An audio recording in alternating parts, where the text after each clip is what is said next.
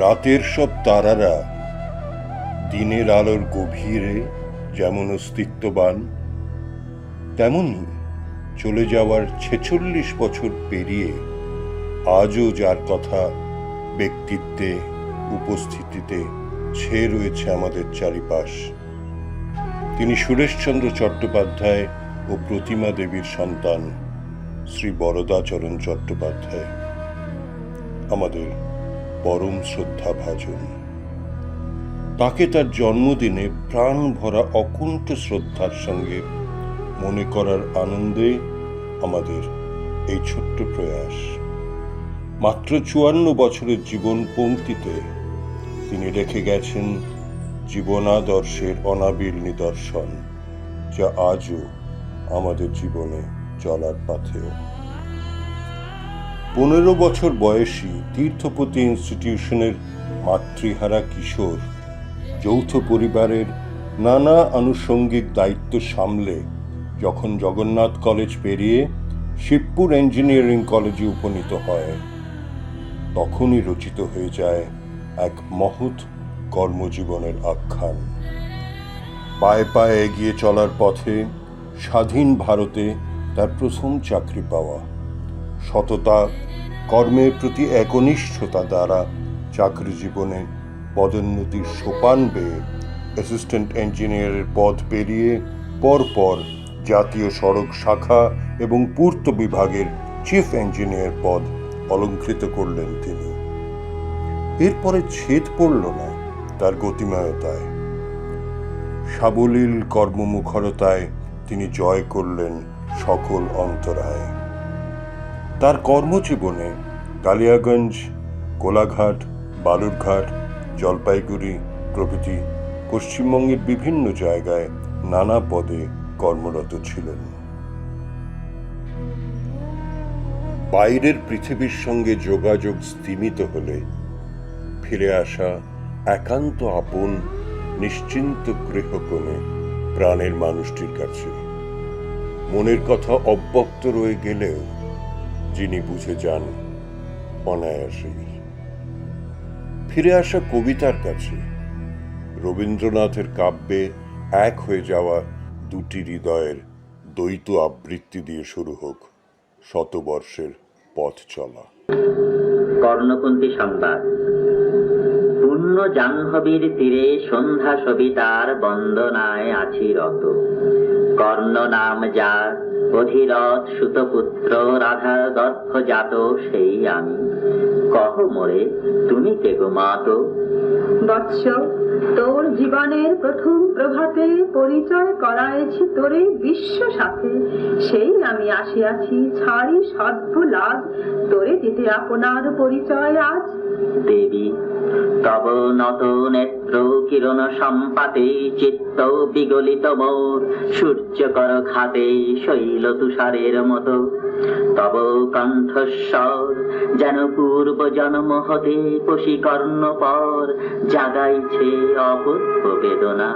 কহ মোরে জন্ম মোর বাধা আছে কি রহস্য ডোরে, তোমা সাথে হে অপরিচিতা। ধৈর্য ধরো রে বৎস ক্ষণকাল, দেব দিবাকর আগে যা কস্তাচল।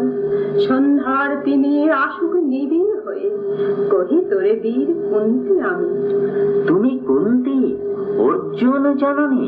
অর্জুন জাননি বটে, তাই মনে গুনি বেশ করিও না বৎস। আজও মনে পড়ে অস্ত্র পরীক্ষার দিন হস্তিনা নগরে। তুমি ধীরে প্রবেশিলে তরুণ কুমার রঙ্গস্থলে। নক্ষত্র খচিত পূর্বাশার প্রান্ত দেশে নবোদিত অরুণের মতো। যবনিকা অন্তরালে নারী ছিল যত, তার মধ্যে বাক্যহীনা কেশ অভাগিনী। অতৃপ্ত স্নেহ ক্ষুধা সহস্র নাগিনী জাগায় জজ্জর বক্ষে। কাহার নয়ন তোমার সর্বাঙ্গে দিল আশিস চুম্বন? অর্জুন জননী সেজে।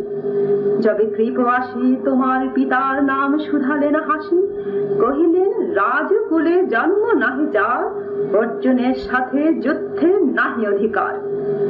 আরক্ত আনক্ত মুখে না রহিল বাণী, দাঁড়ায় রহিলে সেই লজ্জা বাখানি। দহিল যাহার বক্ষ অগ্নি সমতেজে, কে সে অভাগিনী? অর্জুন জননী সেজে। পুত্র দুর্যোধন ধন্য, তখনই তোমার এই অঙ্গরাজ্যে কইল অভিষেক।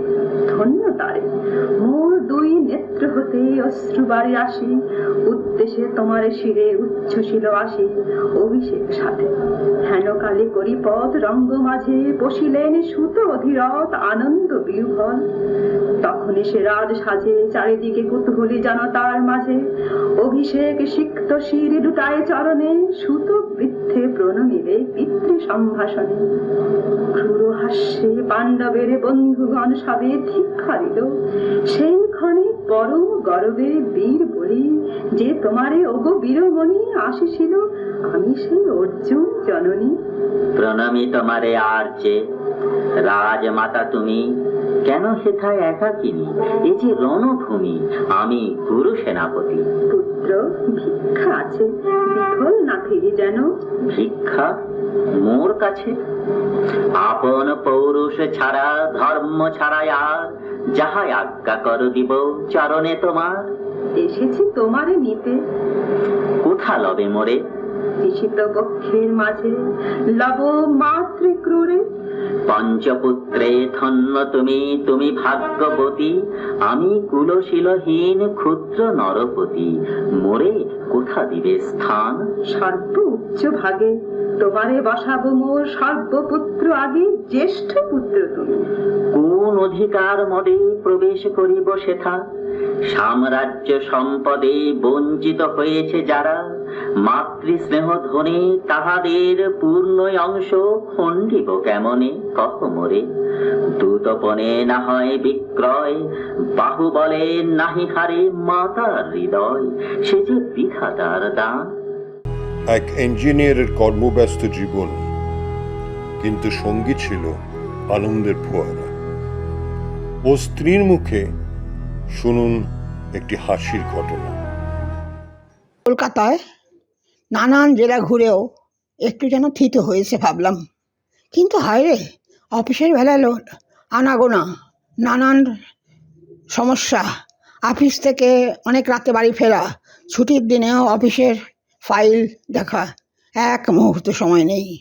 কিন্তু একটা জিনিস লক্ষ্য করলাম, ক্রিকেট সিজন এলেই শত কাজের মধ্যেও ঠিক ইডেন গার্ডেনে যাওয়ার জন্য একটা দুটো টিকিট কোত্থেকে জোগাড় করলো।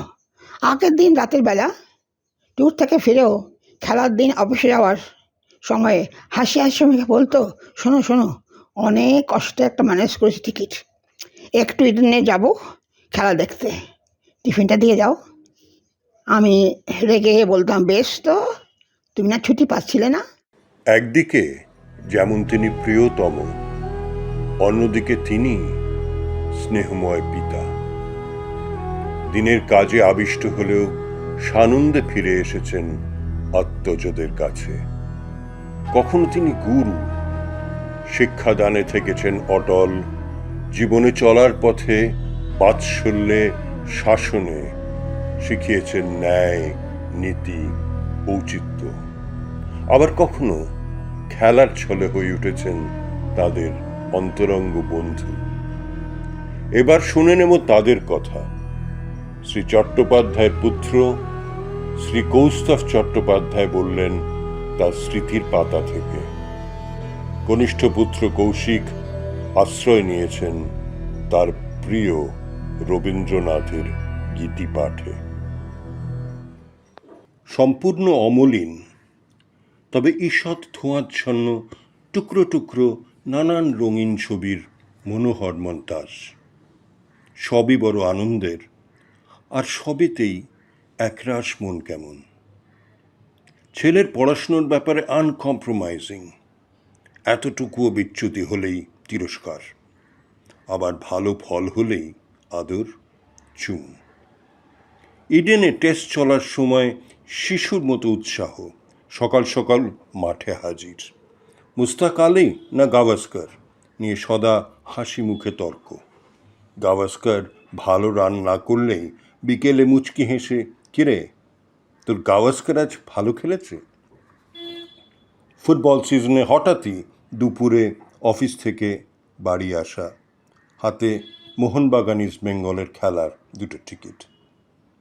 ভাই বোন সকল আত্মীয় বন্ধুর পাশে সদাই। ছোট ভাই হাসপাতালে দুরারোগ্য ব্যাধিতে শয্যাশায়ী, সারাদিন অফিস করে বহু রাত অবধি ভাইয়ের পাশে। অনেক রাতে বাড়ি ফিরে সে কি কান্না। কারোর জন্য সাহায্য দরকার, সবার আগে সেখানে। প্রখর নীতিজ্ঞান, কোনোদিন টলেননি তার থেকে। কন্ট্রাক্টর বাড়িতে 1 ঝুড়ি আপেল দেওয়ালি উপলক্ষে পাঠিয়েছেন।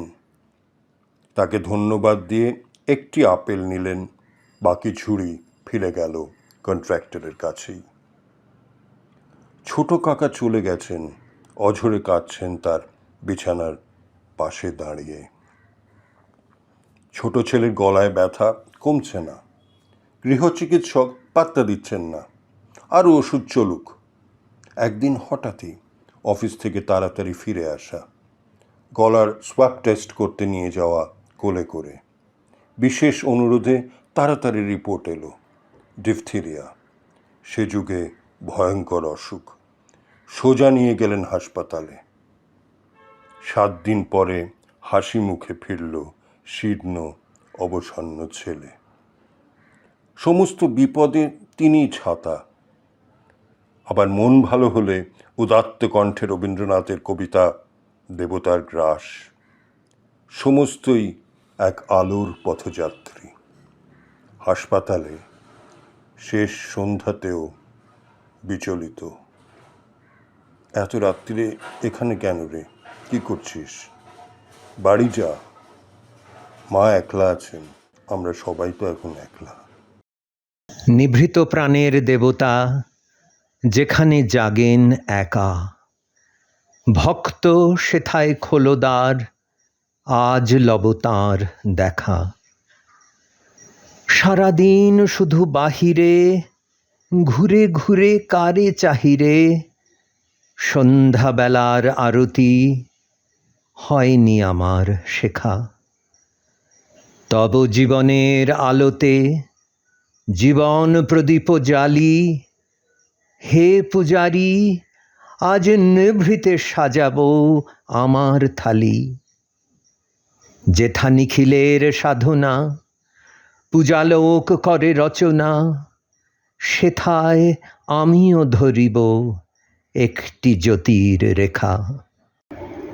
আমরা ফিরে আসব সেই বৃহৎ পরিবারের কাছে। ভ্রাতা ভগিনী সন্তান সন্ততি নিয়ে যে পরিবার সদা হাস্যোজ্জ্বল। শ্রদ্ধা জানাবেন শ্রী চট্টোপাধ্যায়ের কনিষ্ঠ ভ্রাতা শ্রী জহর চট্টোপাধ্যায়। তারপর একে একে শুনে নেব সন্তানতুল্য সেই সকল আত্মীয়ের কথা। কথা বলবেন যথাক্রমে শ্রী অমিতাভ চট্টোপাধ্যায়, শ্রীমতী মানসী মুখোপাধ্যায়, শ্রীমতী সমিতা বসু, শ্রী ভার্গব চট্টোপাধ্যায় এবং শ্রী সৌরভ চট্টোপাধ্যায়। সম্পর্কে তারা ভ্রাতুষ্পুত্র ভ্রাতুষ্পুত্রী ঠিকই, কিন্তু মনোভাবে তারা সন্তান তুল্যই বটে। স্মৃতির সরণি বেয়ে কখনো তারা খুঁজে নেবেন তাদের সেজকাকাকে, বা একান্ত সম্ভ্রমে কখনো ফিরে দেখবেন সেজ জ্যাঠামশায়ের সান্নিধ্যে কাটানো প্রত্যেকটি মুহূর্ত।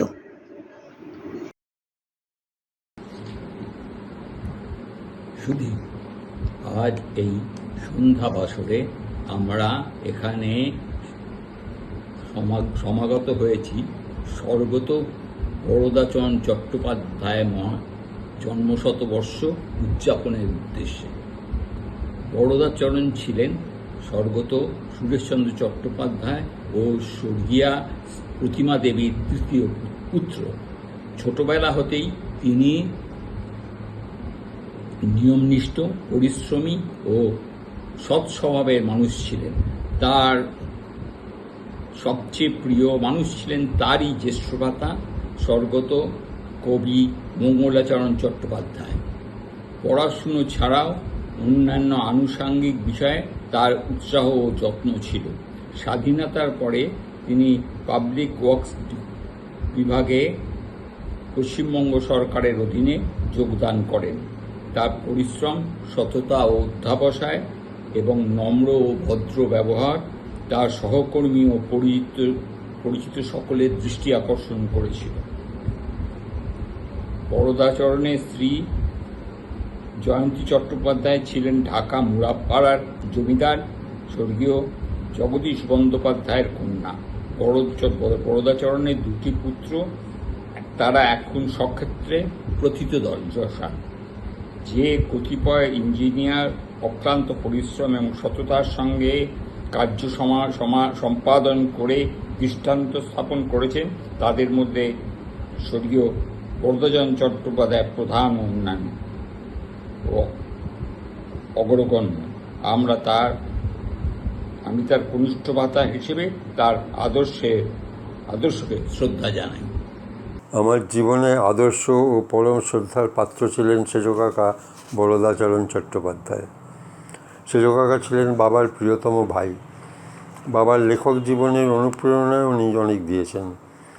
বাবার অনেক কবিতা সেজ কাকার ছোটস্থ ছিল। আমাদের পরিবারের আর্থিক অসচ্ছলতার সময় এই সেজ কাকাই বাবাকে স্কুলে শিক্ষকতার কাজের একটা বন্দোবস্ত করে দিয়েছিলেন সাউথ পয়েন্ট স্কুলে। আমি ছবি আঁকায় ছোটোবেলায় পারদর্শী দেখে হিন্দু মেসোমশাই বাবাকে বোঝান যে আমাকে যেন আর্ট স্কুলে ভর্তি করা হয়, কিন্তু এই সেজ কাকাই বাবাকে জোর করে বুঝিয়ে আমাকে ইঞ্জিনিয়ারিংয়ে ভর্তি করান, যাতে ভবিষ্যৎ জীবনে আর্থিক অসুবিধের মধ্যে আমি না পড়ি। আমার কলেজ জীবনে জলপাইগুড়িতে ওনার পোস্টিংয়ের কারণ উনি ছিলেন আমার লোকাল গার্ডিয়ান। ছুটির বিকেলে বন্ধুবান্ধব নিয়ে সাইকেল চেপে প্রায়ই হাজির হতাম ওনার বাংলোয়। চা, জলখাবার, গান শোনা ইত্যাদি দিয়ে রাঙামাসিমাকে বিরক্ত করতাম, কিন্তু আসল উদ্দেশ্য ছিল সেজ কাকার সঙ্গে একটু দেখা ও পায়ের ধুলো নেওয়ার। হোস্টেলে একবার আমার টাইফয়েড হওয়ায় সোজা আমাকে তুলে নিজের কোয়ার্টারে নিয়ে এলেন আর রাঙামাসিমার সেবা শুশ্রূষায় সপ্তাহখানেকের বেশি রেখে সম্পূর্ণ সুস্থ করে পৌঁছে দিয়ে এলেন। একবার তো জয়ন্তীতে পরিবারের সাথে আমাকেও বেড়াতে নিয়ে গেছিলেন নিজের গাড়িতে। সেদিনের রাতে জয়ন্তী নদীর ধারে বাংলোয় বারান্দায় পূর্ণিমা চাঁদের আলোয় রাঙামাসিমার অপূর্ব সুন্দর গান শুনেছিলাম, এখনও মনে আছে। পাশ করার পরে সেজ কাকাই আমাকে জ্ঞানন ডানকার্লি কোম্পানিতে ওনার বন্ধু চিত্তরঞ্জন সমাদ্দারের হাতে তুলে দেন। সেখানে আমি চাকরি জীবনে বহু রকম কাজ শেখার সুযোগ পাই ও শেষে ম্যানেজারের পদে উন্নীত হই। মাত্র 4 বছরের অভিজ্ঞতাতেই আমাকে ভুটানে একটা সিমেন্ট কারখানার সম্পূর্ণ নির্মাণের দায়িত্ব কোম্পানি দেয়। ঘটনাচক্রে ভারত থেকে ভুটানে যাবার সেই রাস্তাটাই তৈরি হচ্ছিল ওনারই আন্ডারে, যেটা তদারকিতে উনি হঠাৎ একদিন দুপুরে আমার সাইটে এসে হাজির। আমি অবাক হয়ে গেছিলাম।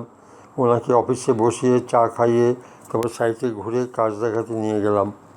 বিশাল কর্মকাণ্ড আমার তদারকিতে চলছে দেখে সেজ কাকা খুব খুশি হয়েছিলেন। তারপর ওনাকে আমার ছোট্ট কোয়ার্টারে নিয়ে গেলাম আমার নববিবাহিত স্ত্রী বুলার কাছে। তখনও প্রেগন্যান্ট। সেই কথাটা আমি সর্বপ্রথম পরিবারের মধ্যে সেজ কাকাকেই জানিয়েছিলাম। উনি ওকে অনেক আশীর্বাদ করে সাবধানে থাকার পরামর্শ দিয়েছিলেন। সেজ কাকার সেই চারিত্রিক দৃঢ়তা, সততা ও সর্বজনপ্রিয়তার সকলের ঈর্ষণীয় ছিল, যা আমি চিরকাল আমার দীর্ঘ কর্মজীবনে পালন করার চেষ্টা করে গেছি। ওনার সেই অকাল মৃত্যুর জন্য ওনার কর্মক্ষেত্রের প্রতিটি কর্মী বিদায়বেলার চোখের জলে ভেসেছিলেন। আমার সেজ কাকার জন্ম শতবার্ষিকীতে আমি আজ কিছু বলতে চাই। আমার নাম মানসী মুখোপাধ্যায়, ডাকনাম ঝুনু। আমি কারেন্টলি আমেরিকায় অ্যাটলান্টা শহরে আছি বহুদিন ধরে। আমার সেজ কাকা ছিলেন বরদাচরণ চট্টোপাধ্যায়।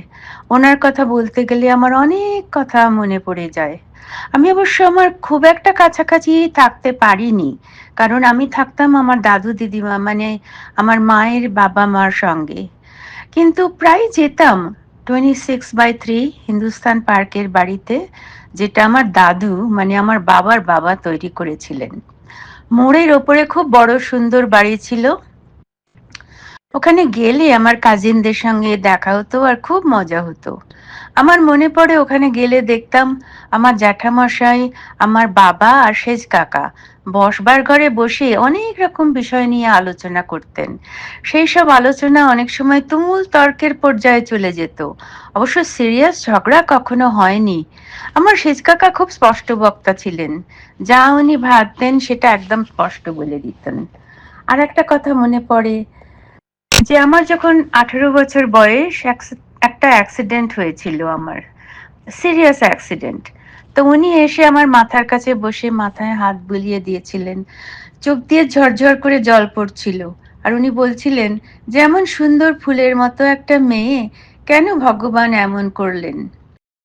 তারপর আবার মনে পড়ছে যে আমি যখন ছোট ছিলাম, ও বাড়িতে গেলে আমার জ্যাঠামশাই, বাবা আর সেজ কাকা আমাকে কোলের কাছে বসিয়ে নিয়ে আমাকে খুব আদর করে বলতেন যে ঠিক যেন আমাদের মা ফিরে এসেছেন, দেখ। ওরা ওদের মাকে অল্প বয়সেই হারিয়েছিলেন। আমি পরে শুনেছি যে আমার মুখের সঙ্গে আমার ঠাকুরমা মানে ওনাদের মা প্রতিমা দেবীর মুখের সাদৃশ্য ছিল সেই জন্যে। আরো কত কথা মনে পড়ে। ওই বাড়িতে 5 তলার খাবার ঘরে বসে আমরা সবাই খেতাম। সেখানেও সেজু কাকা থাকতেন, অনেক গল্প বলতেন আর পারলেই আমাদের খুব আদর করতেন। আমরা পুজোর দশমীর দিন 5 তলার ছাদে দাঁড়িয়ে সবাই মিলে বিসর্জন দেখতাম। অনেক ঠাকুর বিসর্জন যেত গড়িয়াহাট রোড দিয়ে, একটার পর একটা লরিতে, সঙ্গে ঢাকের বাজনা আর ব্যান্ডের বাজনা। সেজ কাকা আমাদের সঙ্গে বিসর্জন দেখতেন। সেজ কাকা আমার কাছে খুব ভালোবাসার মানুষ ছিলেন, খুব সুন্দর দেখতে ছিলেন। তাই ভালো লাগতো ওনার কাছে থাকতে, ওনাকে দেখতে। আরো কত স্মৃতি আমার মনের মধ্যে ভিড় করে আসছে। আমরা একসময় দীঘাতে গিয়েছিলাম সবাই মিলে। সেই সমুদ্রের ধারে কত খেলা করেছিলাম আমরা। সেজ কাকাও একদম বাচ্চাদের মতো হয়ে গিয়েছিলেন। আজকে সেজ কাকার জন্ম শতবার্ষিকীতে আমার আরো অনেক কথা মনে পড়ছে, কিন্তু সব কথা বলার সময় নেই আজ। সেজন্যে সেজ কাকার জন্ম শতবার্ষিকীতে আজ আমি আমার সেজ কাকাকে আমার প্রাণ ভরা সশ্রদ্ধ প্রণাম জানাই আর অনেক অনেক ভালোবাসা জানাই। সেজ কাকা, তুমি যেখানেই থাকো খুব খুব ভালো থেকো, ঈশ্বরের কাছে এই প্রার্থনা করি। আমার সেজু কাকা বরদাচরণ চট্টোপাধ্যায়ের কথা বলতে গেলেই বেশ কিছু মনে পড়ে, বেশ কিছু ঘটনা, কিন্তু সবটা তো এখানে বলার সুযোগ নেই। তাই জন্য একটা ঘটনা বলি প্রথমেই। সেটা হচ্ছে বেশ ছোটবেলার ঘটনা। আমি একটু খেলাধুলোয় ভালো ছিলাম বলে কাপ টাপ পেতাম, কাপ ট্রফি স্কুলে পেতাম, কিন্তু পরিবারের কারোর কাছ থেকে কখনো কিছু পুরস্কার পাইনি। স্কুলে যা পেতাম, কিন্তু এবারে ক্লাস 7 থেকে 8-এ ওঠার সময় ক্লাসে ফার্স্ট হয়েছিলাম। আর সেটা নিশ্চয়ই আমার মা বলেছিলেন সেজু কাকার কাছে। হঠাৎ একদিন সেজু কাকা এসে হাজির, আমাকে একটা খুব সুন্দর বই গিফট করলেন। আর হার্ড কাভারে খুব সুন্দর বই, এটা আপনাদের ভারতের ইতিহাস বা কিছু, ছোটদের জন্য, তখনও বিশাল সিরিয়াস কিছু বই না, কিন্তু খুব ভালো বইটা, ছবি টবি দিয়ে খুব সুন্দর। এটা আমি একদম অবাক, কারণ এই প্রথম পরিবারের কারোর কাছ থেকে আমার কিছু গিফট পাওয়ার অভিজ্ঞতা হলো, বিশেষ করে বই গিফট পাওয়ার। বই স্কুলে পেতাম, কিন্তু পরিবারের কাছ থেকে এই প্রথম সেজু কাকা দিয়েছিলেন। আর উনি এসে বাড়িতে আমাকে বললেন যে শোনো, পড়াশুনো করবে ঠিক এইভাবে, আর অনেক বড় হও, ভালো হও, আমি পড়াশুনো খুব ভালোবাসি, এই কথাটা বলেছিলেন। আমি তখন বুঝেছিলাম যে কতটা পড়াশুনো উনি ভালোবাসেন। এবার আরেকটা ঘটনা বলবো সেজু কাকার সম্পর্কে। সেটা হচ্ছে যে আমার তখন বিয়ে হয়ে গেছে। আমার বিয়ে দিয়ে বাবা মা মস্কো চলে গেছেন। ইতিমধ্যে প্রতীক তখন নতুন জামাই এবং নতুন একটা চাকরি, সেখানে ইন্টার্নশিপ করছে। আর ওকে হঠাৎ করে একদিন ও অফিস থেকে হন্তদন্ত হয়ে ফিরে আমাকে বলছে যে সর্বনাশ হয়ে গেছে। কি সর্বনাশ, কি হলো? আমাকে বলছে যে গ্রামে গঞ্জে 14 দিনের জন্য বাংলার গ্রামে গঞ্জে ঘুরতে হবে, একটা ভ্যান দিয়ে দেবে আর থাকার ব্যবস্থা নিজেকে করতে হবে, কিন্তু গিয়ে ওই টাটার পাইপের প্রচার করতে হবে, আর তাহলে আমার কনফার্মেশনটা হয়ে যাবে, এটা করতে পারলে, সাকসেসফুলি করতে পারলে। ওর মাথায় তো আকাশ ভেঙে পড়েছে, তো ভাবতে পারছে না ও বাংলার গ্রামে গঞ্জে, মানে শহুরের ছেলে, শহুরে শুধু না দিল্লির ছেলে, সে বাংলার গ্রামে গঞ্জের মুখই দেখেনি কোনোদিনও। এই অবস্থায় কি করা যায় আমরা বুঝতে না পেরে সেজু কাকার দ্বারস্থ হলাম। আর সেজু কাকা সব শুনে টুনে বললেন, শোন দাঁড়া, আমি দেখছি আমি কি করতে পারি, এই বললেন। কিন্তু প্রতীকের তো ভয় যাচ্ছে না যে ওকে বলতে হবে, ওকে করতে হয়, সিনেমা দেখাতে হবে, ওকে পুরো গ্রামে গঞ্জে ফেস করতে হবে, এটা ও কি করে করবে ভেবে পাচ্ছিল না। আমি ওকে বিশেষ আশ্বাস দিতে পারিনি। আর তখন ও মানে ভীষণ নার্ভাস হয়ে গেছিল, দুরাত্রি ঘুমোতে পারেনি যাবার আগে। তারপরে ওখানে গেল, সে ভ্যানে করেই যেতে হয়েছিল। ভ্যানের মধ্যে ওর লাগানো ছিল, 16 মিলিমিটারের প্রজেক্টর লাগানো ছিল, এবং সেই প্রজেক্টর দিয়ে টাটা পাইপের প্রচারটা করতে হবে। ওখানে গিয়ে দেখে সেজু কাকা সমস্ত ব্যবস্থা এত নিপুণভাবে করে রেখেছিলেন যে 5টা সার্কিট হাউসে 3 দিন পর 3 দিন দু একটা গ্রামে, এই এক গ্রাম থেকে আরেক গ্রামে যেতে হতো করে, আবার সেই সার্কিট হাউসে ফেরা।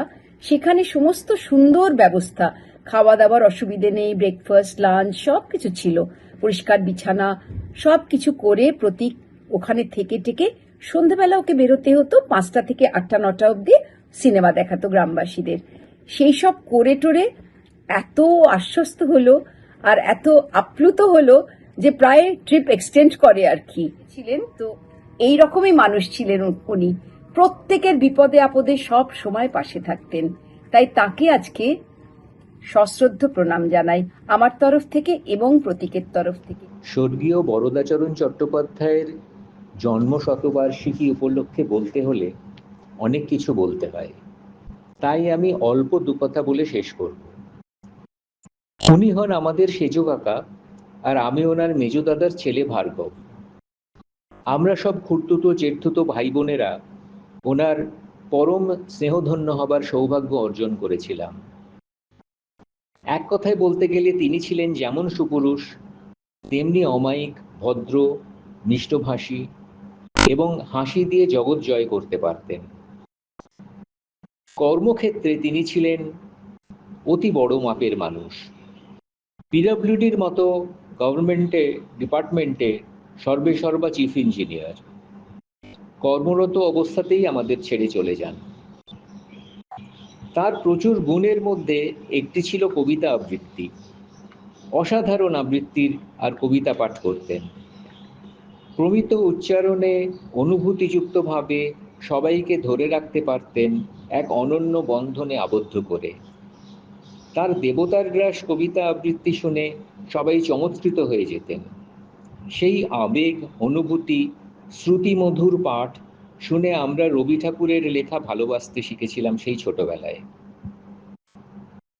কোথাও একত্রিত হলে আমরা চাইতাম যে উনি আবৃত্তি করে আমাদের শোনান, এবং তিনিও হতাশ করেননি।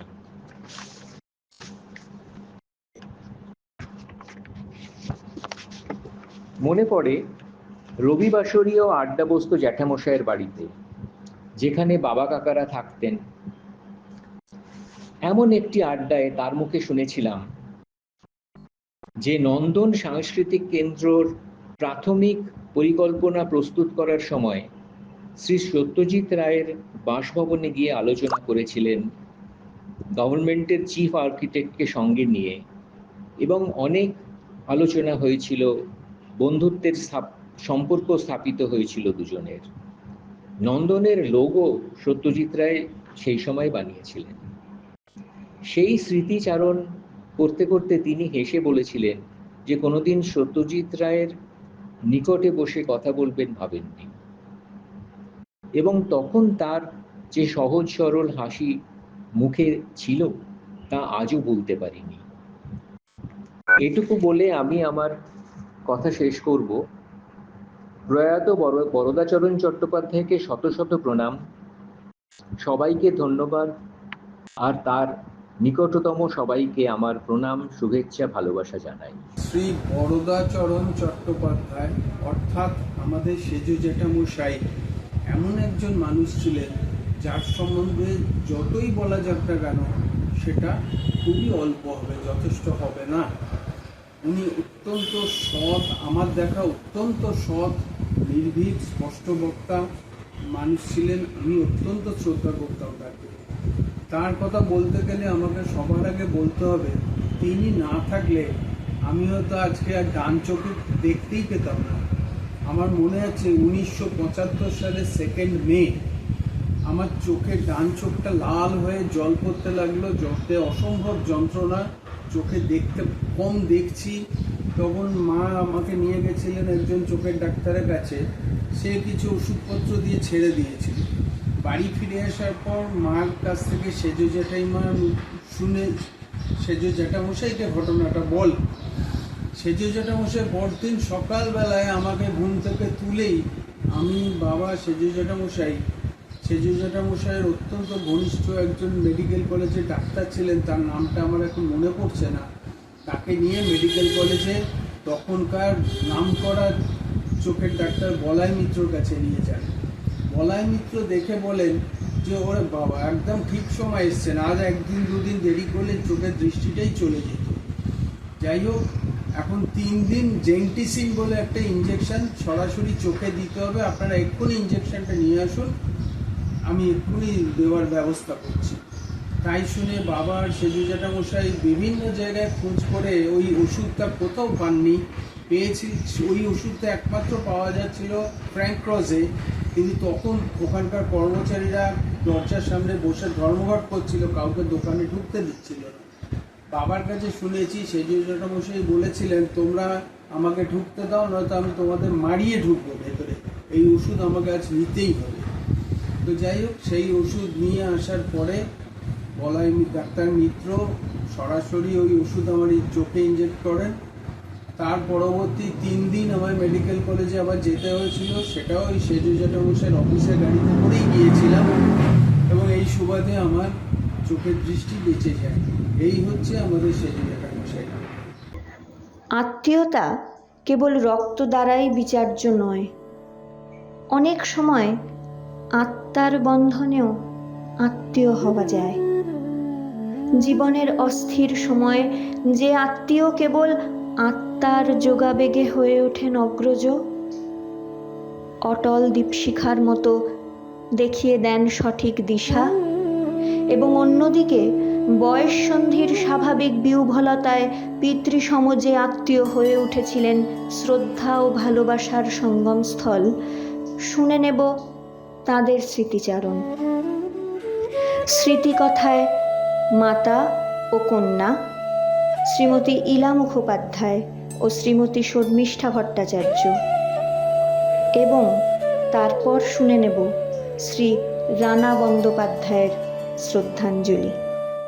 বদিদা আমার বড় ভগ্নিপতি, কিন্তু সম্পর্কটা ছিল বড় দাদা এবং ছোট বোনের মতো।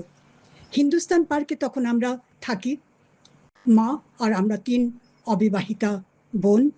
দিদি আমি কলেজে পড়ি, শিলু সেলাই শেখে এবং স্কুলে যায়। আর্থিক অবস্থা একটু খারাপ। বদিদা এসে দাঁড়ালেন বটবৃক্ষের মতো। সমস্ত সমস্যার সমাধান হলো বাড়িটা একতলাটা ভাড়া দেয়া এবং জলের ব্যবস্থা করা, নিজে দাঁড়িয়ে থেকে দিনের পর দিন। যে মানুষটি ইট, কাঠ, স্টোন চিপস এসব নিয়ে কাজ করার কথা, এবং তার কাজ ছিল রাস্তা তৈরি করা, ব্রিজ তৈরি করা, নদী ভাঙন রোধ করা, এসব। তিনি কি করে এত সাহিত্যের প্রতি আকৃষ্ট হয়ে তার সেখানে সাহিত্য সম্পর্কে, রবীন্দ্র সাহিত্য সম্পর্কে এতটা জানতেন এবং বলতে পারতেন, সত্যি ভাবলে এখন অবাক লাগে। তার গলায় হয়তো তেমন সুর ছিল না, কিন্তু কবিতা বলতেন অসাধারণ। আমরা ছোটদের নিয়ে নাটক করেছি, সেখানে আমাদের দাবি ছিল বদিদাকে বলতে হবে কবিতা দেবতার গ্রাস, অসাধারণ বলা। যেখানে বলছেন রাখ রাখ, সেখানে মনে হতো যেন আমরা সেই তরির মধ্যেই, যেন নৌকোতেই আমরা রয়েছি, দোল খাচ্ছি। সবটা জেনেও মনে হতো অজানা, স্তব্ধ হয়ে যেতাম যখন শেষ হতো। এই রবীন্দ্রনাথের ব্যাপারে আরো একটি মানে তৈরি হলো, সেটা হচ্ছে ক্যাসেটের নাটক তৈরি করা।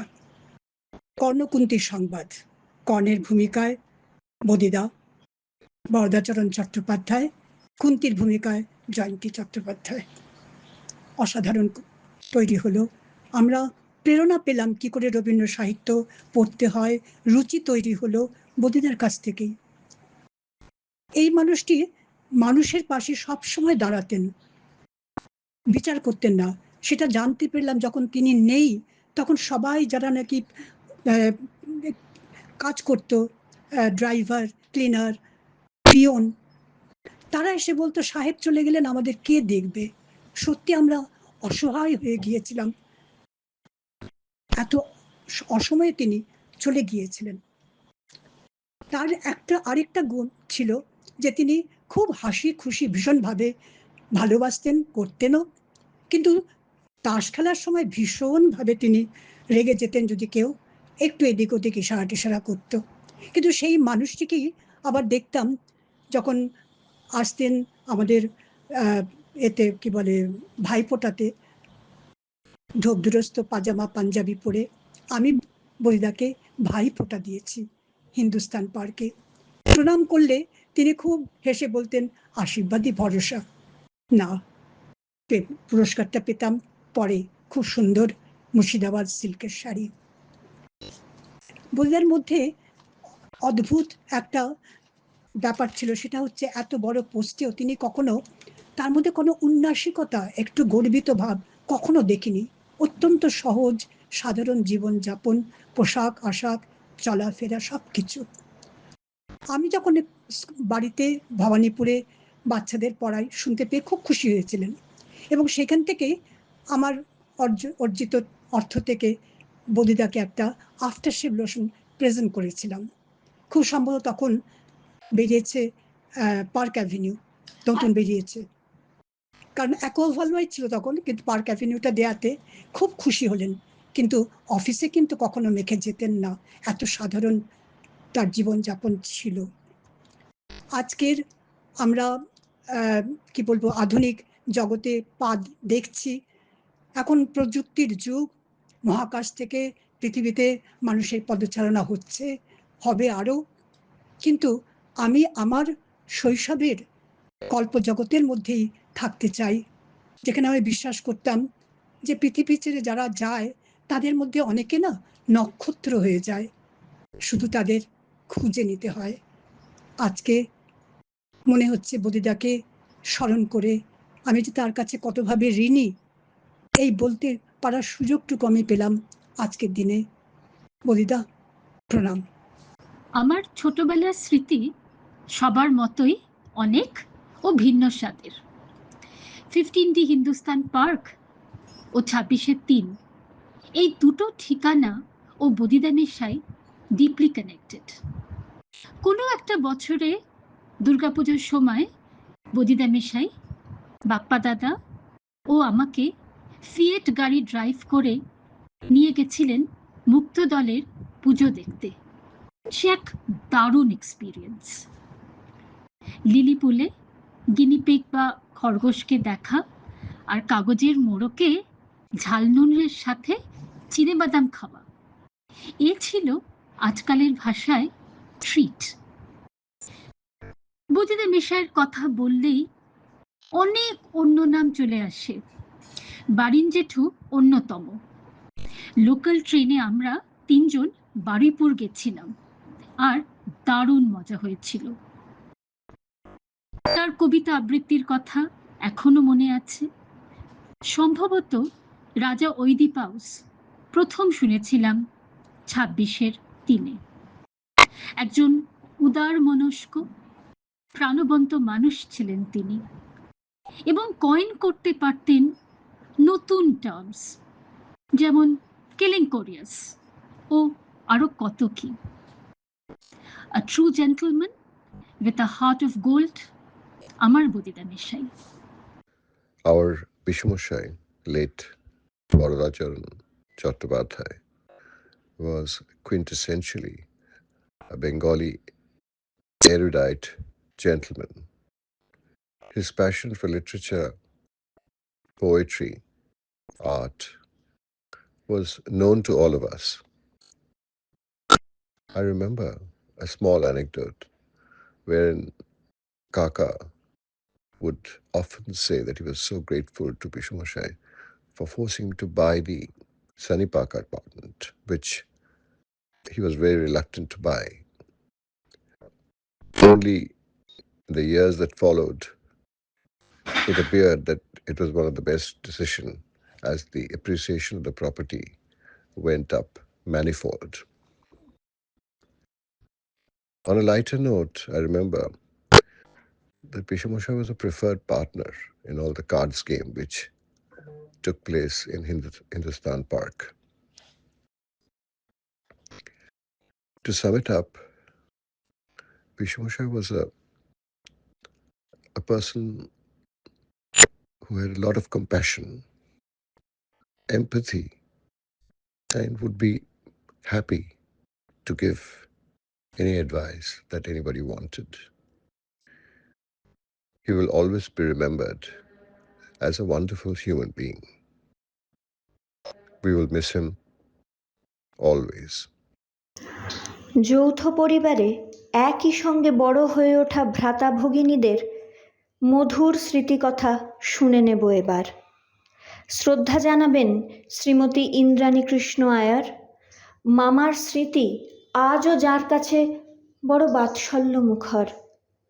এবং শ্রদ্ধা জানাবেন মধুমিতা বন্দ্যোপাধ্যায় ও অলোক ঘোষাল, যাঁদের কাছে তাঁদের বদিদামেশ্বর স্মৃতি চির অমলিন ও পরম শ্রদ্ধার। আমাদের প্রিয় বদিমামা, এই দেবতুল্য মানুষটির সম্বন্ধে কোথায় শুরু করি, কি যে বলি, কত কি যে বলার আছে। একটি অ্যানেকডোট যা পারমেশ ও আমার জীবনের গভীর দাগ কেটে গেছে। আজ এই আশ্চর্য আন্ডারস্টেটেড দেবতুল্য মানুষটির সম্বন্ধে সকলের সামনে তুলে ধরতে চাই আমাদের প্রণাম নিবেদন হিসেবে তাঁরই শতবার্ষিকীতে। 1979 সাল এপ্রিল মাস, বিয়ের প্রস্তাব নিয়ে পারমেশ আসে বাবাকে মিট করতে। স্পেশালি ফ্লাই ডাউন করে মাদ্রাস থেকে। অনেক কষ্টে ছুটি নিয়ে আসতে হয়, গ্রিন লেগস ব্যাংকের কড়াকড়ি এড়িয়ে। বাবা সব জেনেও আবার নারী নক্ষত্র জানতে চাইল ওর কাছে। জানলো, শুনে বাবা মাথা নেড়ে চুপ। পারমেশ সবকিছু বলার পর আগ্রহে বাবার দিকে চেয়ে বলল, "We seek your blessings and consent, sir." Baba sort of gushed out in trifle irritation. "You cannot rush me. I need to think. I'm not saying no, but I have to think." "But Baba, we are not rushing the marriage. We just need to know you are in agreement with our decision and we have your blessings." "That I cannot say right now. But sir, I took time off to come and meet you. My father, who also considers such issues seriously, is not only agreeable but very happy." All Baba said was, "You have to give me time. I have to think." We were crestfallen, not knowing how to proceed, as Parmesh was returning to Madras next evening. We did the next best thing. Next morning, I took Parmesh and rushed to Bodhimama and Rangapishima. Turned up at their door very early in the morning. They were not even up. Rangapishima ছুটে দরজা খুলে বলল, "শিগগিরই ভেতরে আয়।" "কি হলো?" "বল শিগগিরই।" মশারি তুলে আমাদের মামার কাছে নিয়ে গিয়ে বসালো দুজনকে। আমরা সব খুলে বলতে মামা আর দ্বিতীয় কিছু না বলে ফোন করতে গেলেন বাবাকে। সোজা কথায় এলেন, কোনো কিছু আর না বলে। "বিভাসদা, আপনি নাকি বলেছেন চিন্তা করে ভেবে দেখবেন খুকু পরমেশের বিয়ের ব্যাপার। ফ্যামিলি ব্যাকগ্রাউন্ড সব জেনেও এখনো ভাবছেন, এবং পরমেশকে মিট করেও? ছেলেটিকে দেখে আপনার এক্সপিরিয়েন্স দিয়ে সন্দেহ হচ্ছে? দেখুন, ওরা প্রাপ্তবয়স্ক হয়েও আপনার পারমিশন অ্যান্ড ব্লেসিংস এর অপেক্ষায় আছে। সব দেখে বুঝেও যদি আপনার মনে এত প্রশ্ন দ্বিধা, তাহলে অগত্যা এটা নিশ্চিত যে আমিই এগোবো। আমি আর আপনার বোন জয়ন্তী দুজনে আনন্দে দাঁড়িয়ে থেকে ওদের বিয়ে দেওয়াবো। এরপর আমরা সকলে নির্বাক, হতবাক্য, বাবাও নিশ্চয়ই তাই। আমাদের আশার অতীত ভগবানের বাণীর মতো এলো মামার এই কথোপকথন।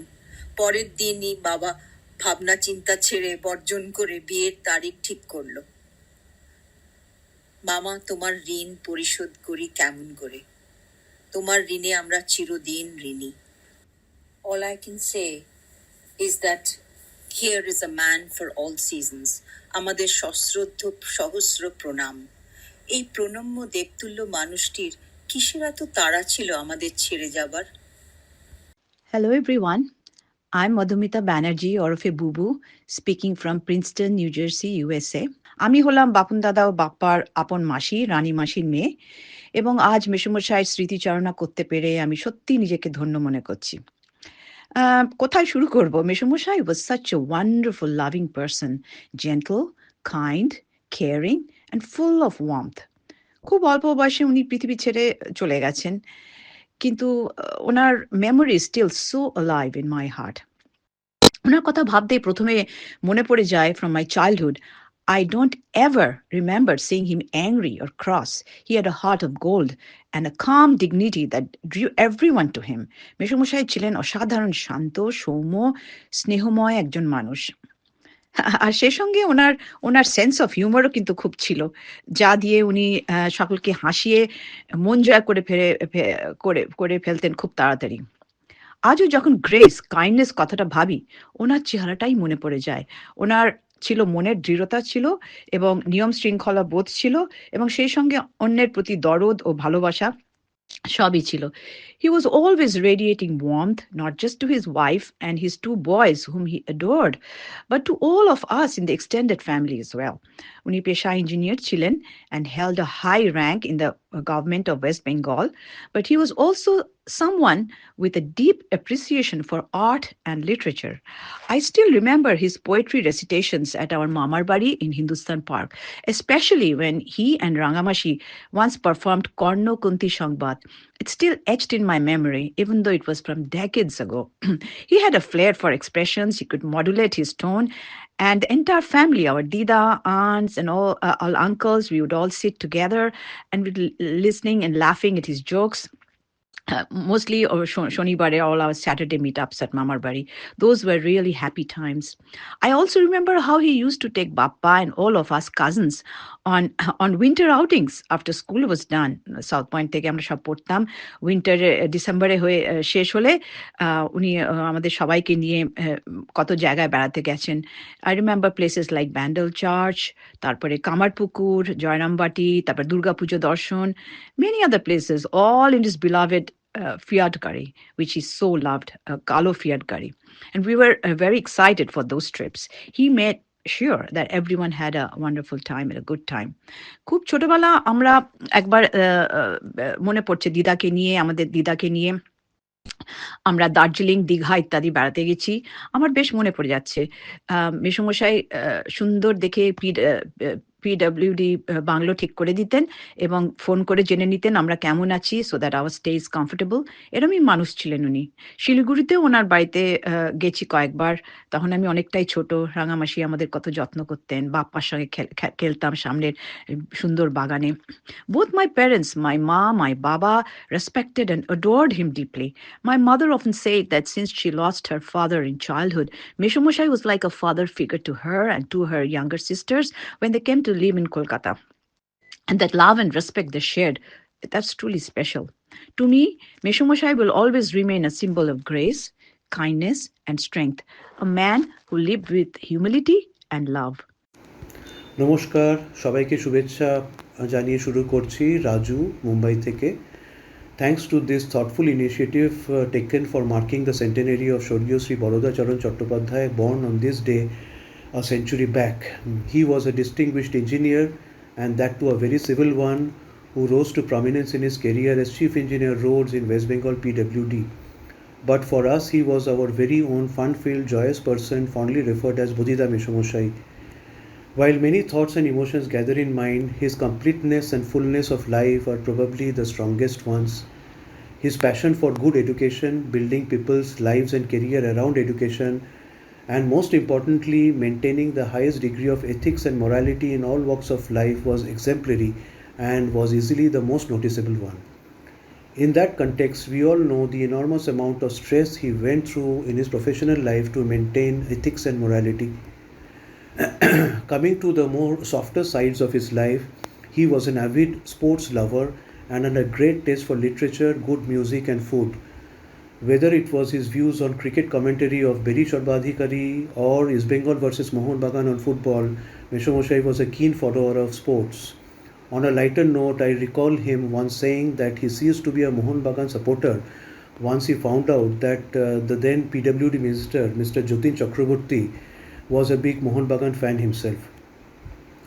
I cannot possibly complete speaking about Meshomoshai without speaking about his love for literature, Tagore in particular, and recall his recitation of Karnakunti Sangbad with Rangadi Mashi at Rabindra Jayanti at 15D in 1978, and many more such occasions in Sandho Mojlish at 15D. I also remember his love for good food, which he fondly referred to as Jate Kata. He was equally at ease with his official attire of suit and tie, one suit of a brown shade that I recall, as well as his spotlessly white dhoti and Punjabi for special occasions. His rectangular shaped Tissot wristwatch was a common companion, if I recall correctly. How vividly do we recall our many joyrides during Durga Puja and other trips with him on the wheels of WPF 6161, the immaculately maintained black Fiat with white seats. He was easily the go-to person for us, and recall his helping us on factorization by middle term splitting, which we called as middle term breaking of algebraic equations. He was full of humility and compassion and had a kind word for everyone. Meshomoshai was a big presence in our lives during our grown-up days and touched our lives in all possible ways. The fateful night of 28th and 29th November 1979 changed it all, leaving a painful void. But anyway, I am extremely happy to be able to say a few words to celebrate his life full of zest, happiness, energy and enthusiasm. সবাইকে শুভেচ্ছা ও প্রণাম জানিয়ে শেষ করলাম। নমস্কার। রাঙা পিসমশাইয়ের জন্মশতবার্ষিকীতে ওনাকে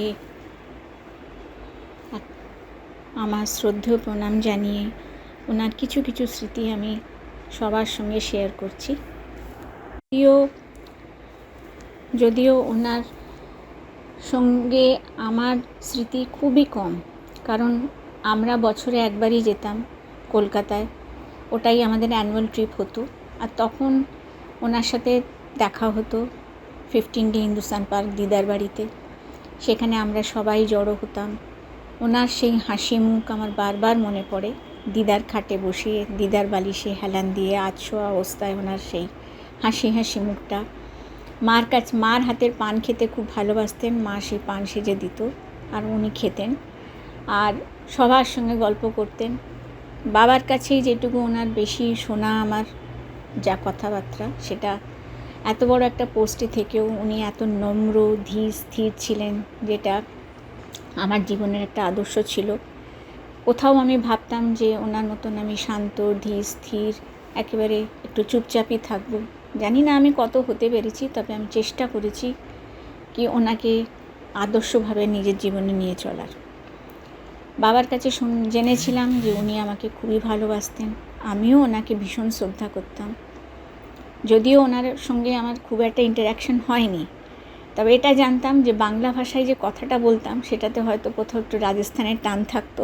তো সেটা নিয়ে উনি বলতেন যে টুলটুল কথা বলছে, দেখো ওর মধ্যে একটু রাজস্থানি ল্যাঙ্গুয়েজের টান আছে। আমারও হাসি আসতো, বাংলাটাকে আরেকটু শুধরে নেওয়ার চেষ্টা করতাম।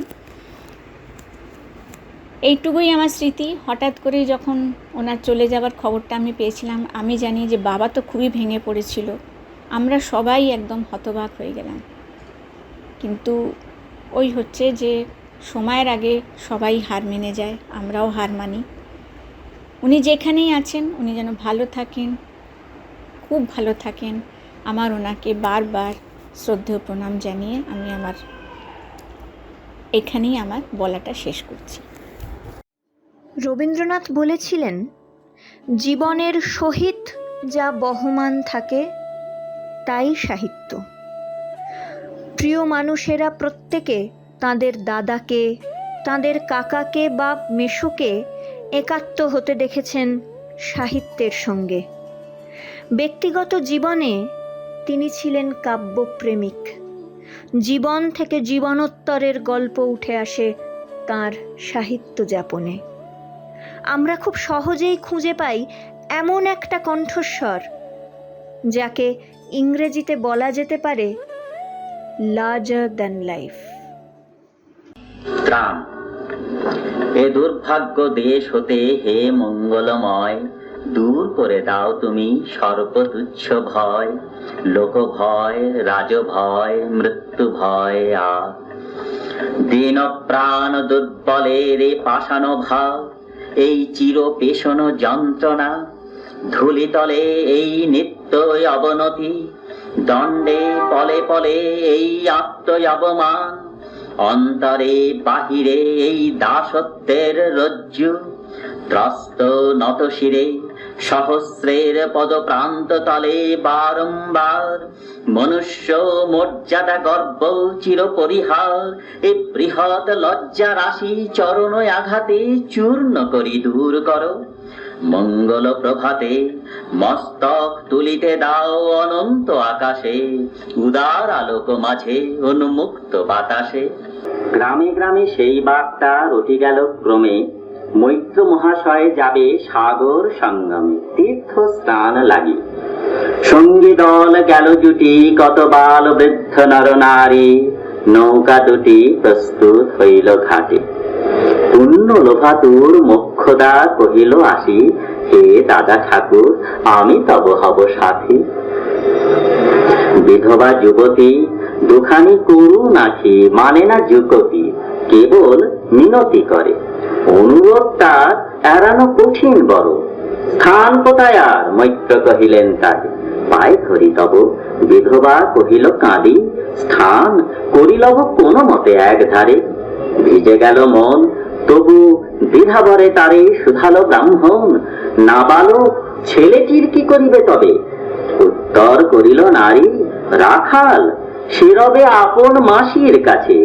তার জন্ম পরে বহুদিন ভুগেছিনু সুতিকার জ্বরে, বাঁচিব ছিল না আশা।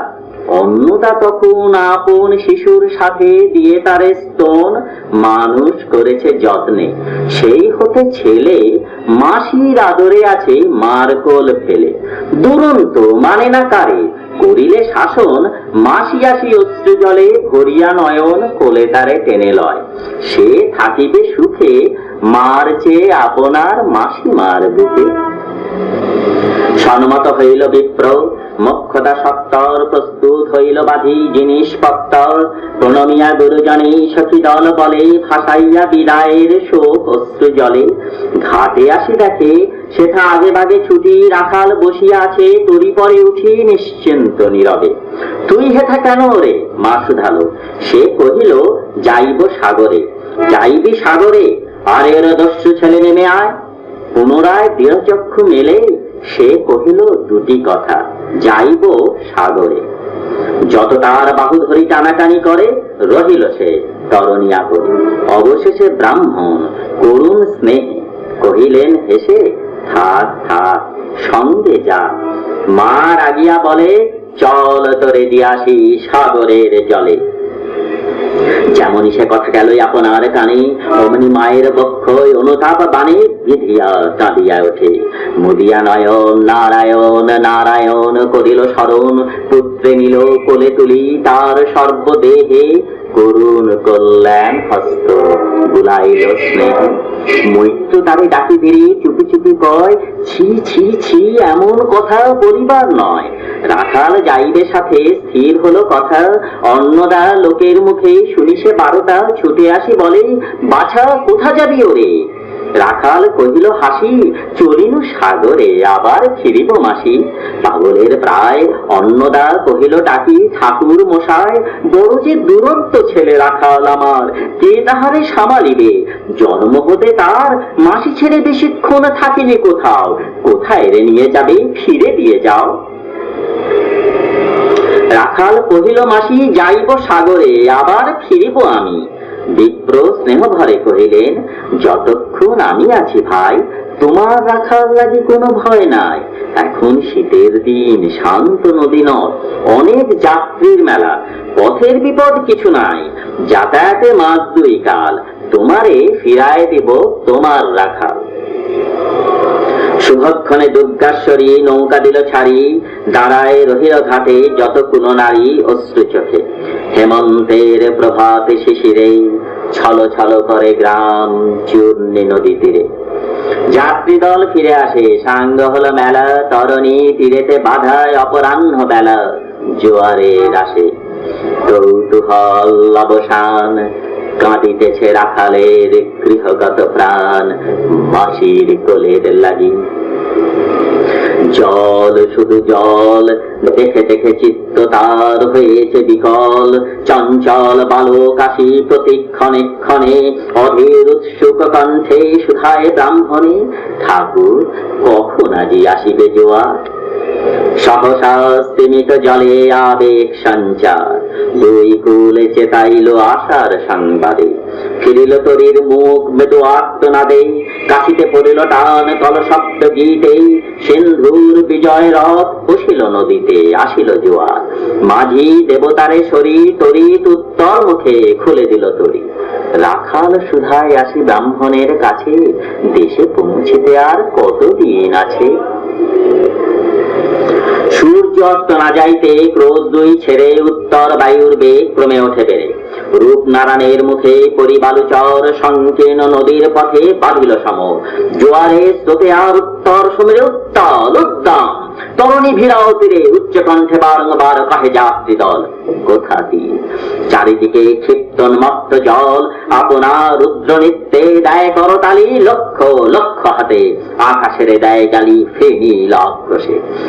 একদিকে যায় দেখা অতি দূর তীর প্রান্তে নীল বনরেখা, অন্যদিকে লুব্ধ ক্ষুব্ধ হিংস্র বাড়ি রাশি। প্রশান্ত সূর্যাস্ত পানে উঠেছে উচ্ছ্বাসী উদ্ধত বিদ্রোহ করে। নাহি মানে হল ঘুরে টলমল তরি অশান্ত মাতাল মূঢ় সম।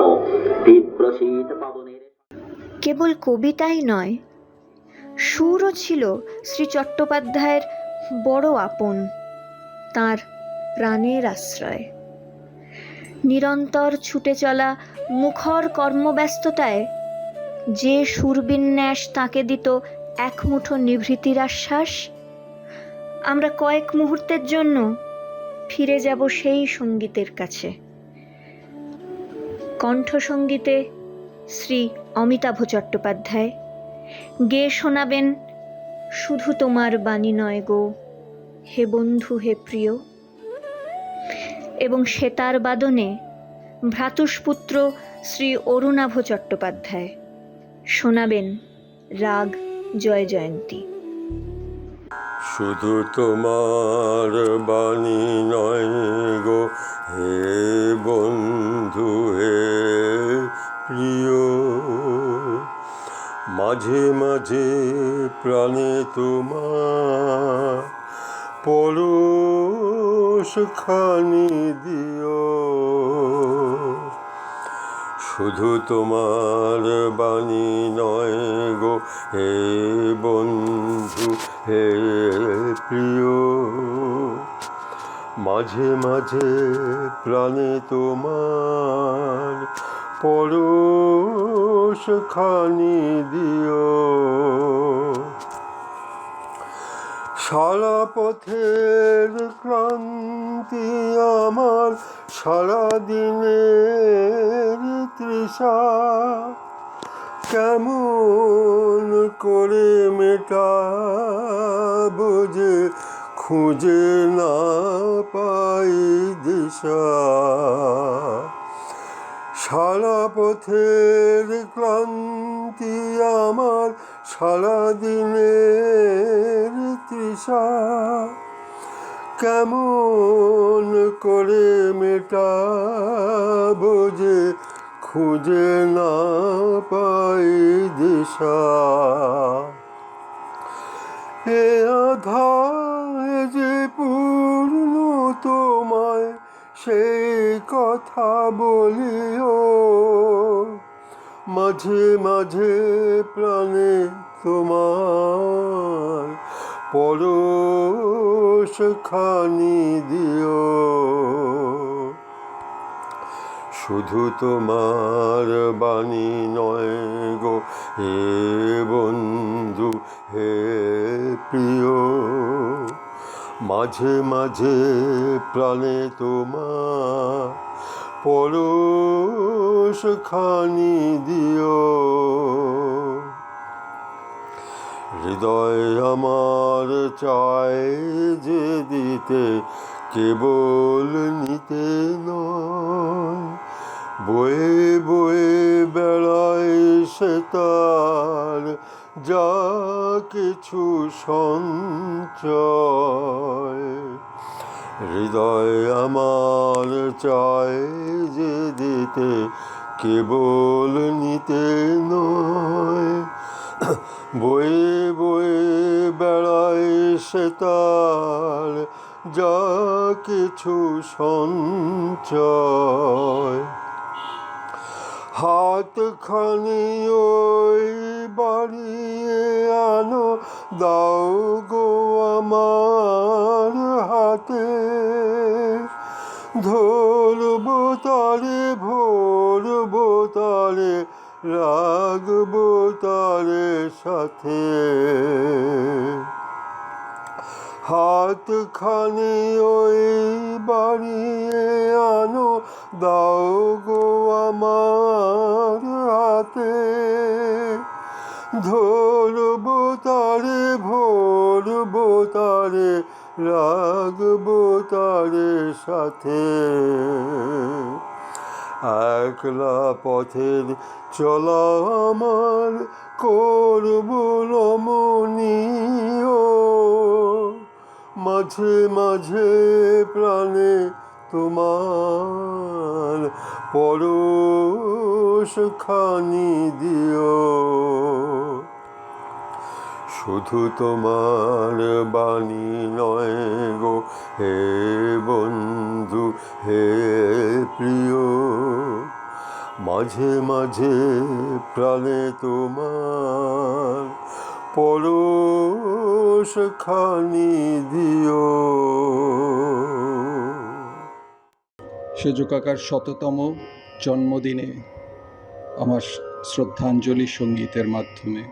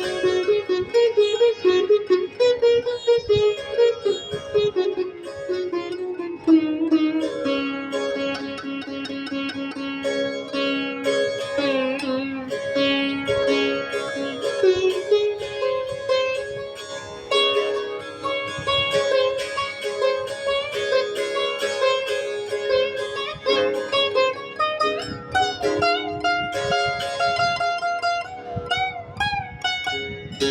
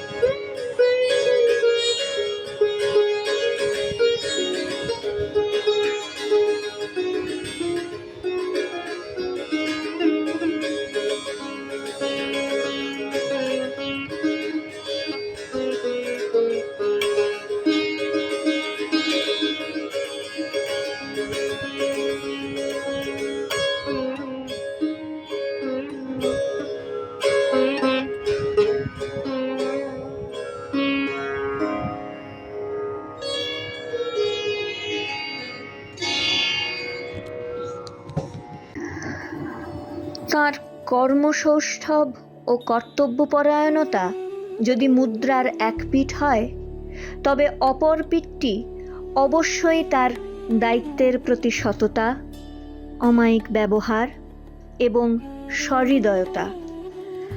আজকে আমরা যে ওয়ার্ক কালচারের কথা বলে থাকি, কর্মক্ষেত্রে যে মানসিক শান্তির কথা আলোচিত হয় সমাজ মাধ্যমের পাতায়, তার সম্পূর্ণত ছিল তার নখদর্পণে। ছোট থেকে বড় সকল কর্মীর দিকে তিনি সমানভাবে বাড়িয়ে দিতেন সাহায্যের হাত। এবারের স্মৃতিচারণে থাকবেন যথাক্রমে শ্রী নীলমণি ধর ও শ্রী প্রিয়ব্রত রায়। পেশায় তারা ইঞ্জিনিয়ার এবং তৎকালীন সময়ে শ্রী চট্টোপাধ্যায়ের সহকর্মী। শুনব শ্রী সত্যদাস বন্দ্যোপাধ্যায়ের কথা, যার স্মৃতিচারণে উঠে আসবে শ্রী চট্টোপাধ্যায়ের সঙ্গে তার প্রয়াত অগ্রজ শ্রী শক্তিদাস বন্দ্যোপাধ্যায়ের কাজের অভিজ্ঞতার নানান বর্ণনা। প্রসঙ্গত, প্রয়াত শ্রী শক্তিদাস বন্দ্যোপাধ্যায় পেশায় ইঞ্জিনিয়ার এবং ইনিও শ্রী চট্টোপাধ্যায়ের তৎকালীন সহকর্মী। আমরা শুনতে পেলাম আমাদের স্যার চিফ ইঞ্জিনিয়ার ছিলেন বরদাচরণ চট্টোপাধ্যায় বা চ্যাটার্জি হিসেবেই বেশি পরিচিত বলতে বললাম। তো তার শতবর্ষ এই 25শে অক্টোবর। তো এটা শোনার পরে আমাদের সঙ্গে উনি আমাদের থেকে অনেক সিনিয়র ছিলেন, বলা চলে যে ওনাকে প্রথম যখন আমি কাছাকাছি একটু আসার সুযোগ হয়েছিল, তখন আমরা চাকরিতে ঢুকেছি হয়তো তার 2-3 বছর পরের ঘটনা সেই সময়। কাজে তারপরে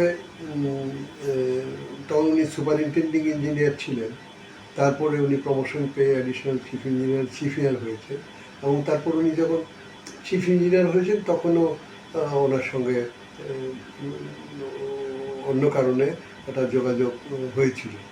তো যাই হোক, আমি এটা বলবো যে যখন আমরা চাকরিতে ঢোকার সময় আমাদের একটা এই ছিল যে ভবানী ভবনে ওই অনেক ইঞ্জিনিয়ারকে, মানে রোড প্ল্যানিং সার্কেল এটা ছিল, সেটা হচ্ছে তার হাইওয়ে প্ল্যানিংয়ের কাজগুলো করতো। তাদের দুটো অংশ ছিল, একটা হচ্ছে ডিজাইন ডিভিশন, মানে যারা ব্রিজ স্টেজগুলো ডিজাইন এসব করতেন, আর একটা অংশ ছিল সার্ভে ডিভিশন, যারা মাঠে হাইওয়ের যে এলিমেন্টসগুলো আছে সেগুলো সার্ভে টার্ভে করে সেইগুলো ফিক্সেশন এবং তার অ্যালাইনমেন্ট ফিক্সেশন এবং সেই রাস্তা কেমন হবে, তার অন্যান্য যে হাইওয়ে করতে গেলে যে বিষয় লাগে, তার হাইওয়ে এমবেমেন্টের উচ্চতা এবং তার যে ওয়াটারওয়েজ ইত্যাদি লাগে, সেই সব কাজ। তো আমরা ছিলাম মানে চাকরিতে জয়েন করার পরেই সেরকম একটা দায়িত্ব। তো আমাদের চাকরির এই সময় একটা বড় প্রজেক্ট কয়েক বছর জয়েন করার পরেই এটা আমাদের হলো, সেটা হচ্ছে গঙ্গার উপরে তখন ফারাক্কা ব্যারেজ প্রজেক্ট তৈরি হচ্ছে।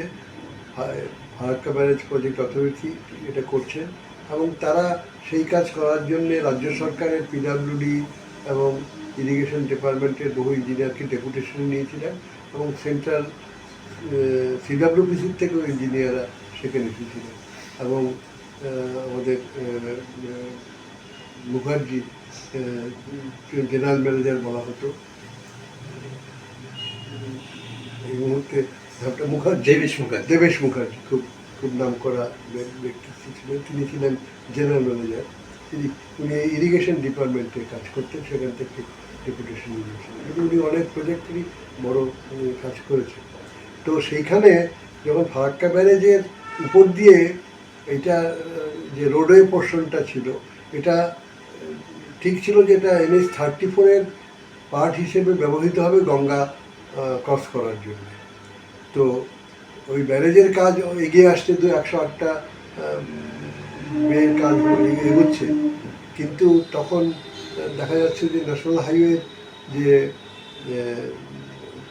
প্রশস্তিকরণ বা দৃঢ়ীকরণ বা নতুন অ্যালাইনমেন্ট তৈরি করা, এই কারণ ফারাক্কা ব্যারেজের সঙ্গে সংযুক্ত করতে গেলে নতুন অ্যালাইনমেন্ট লাগবে পুরনো অ্যালাইনমেন্টের সঙ্গে যুক্ত করতে। তো কাজেই সেগুলো কিছু ঠিক হয়নি। তো তখন আমাদের সেই দায়িত্ব পড়েছিল।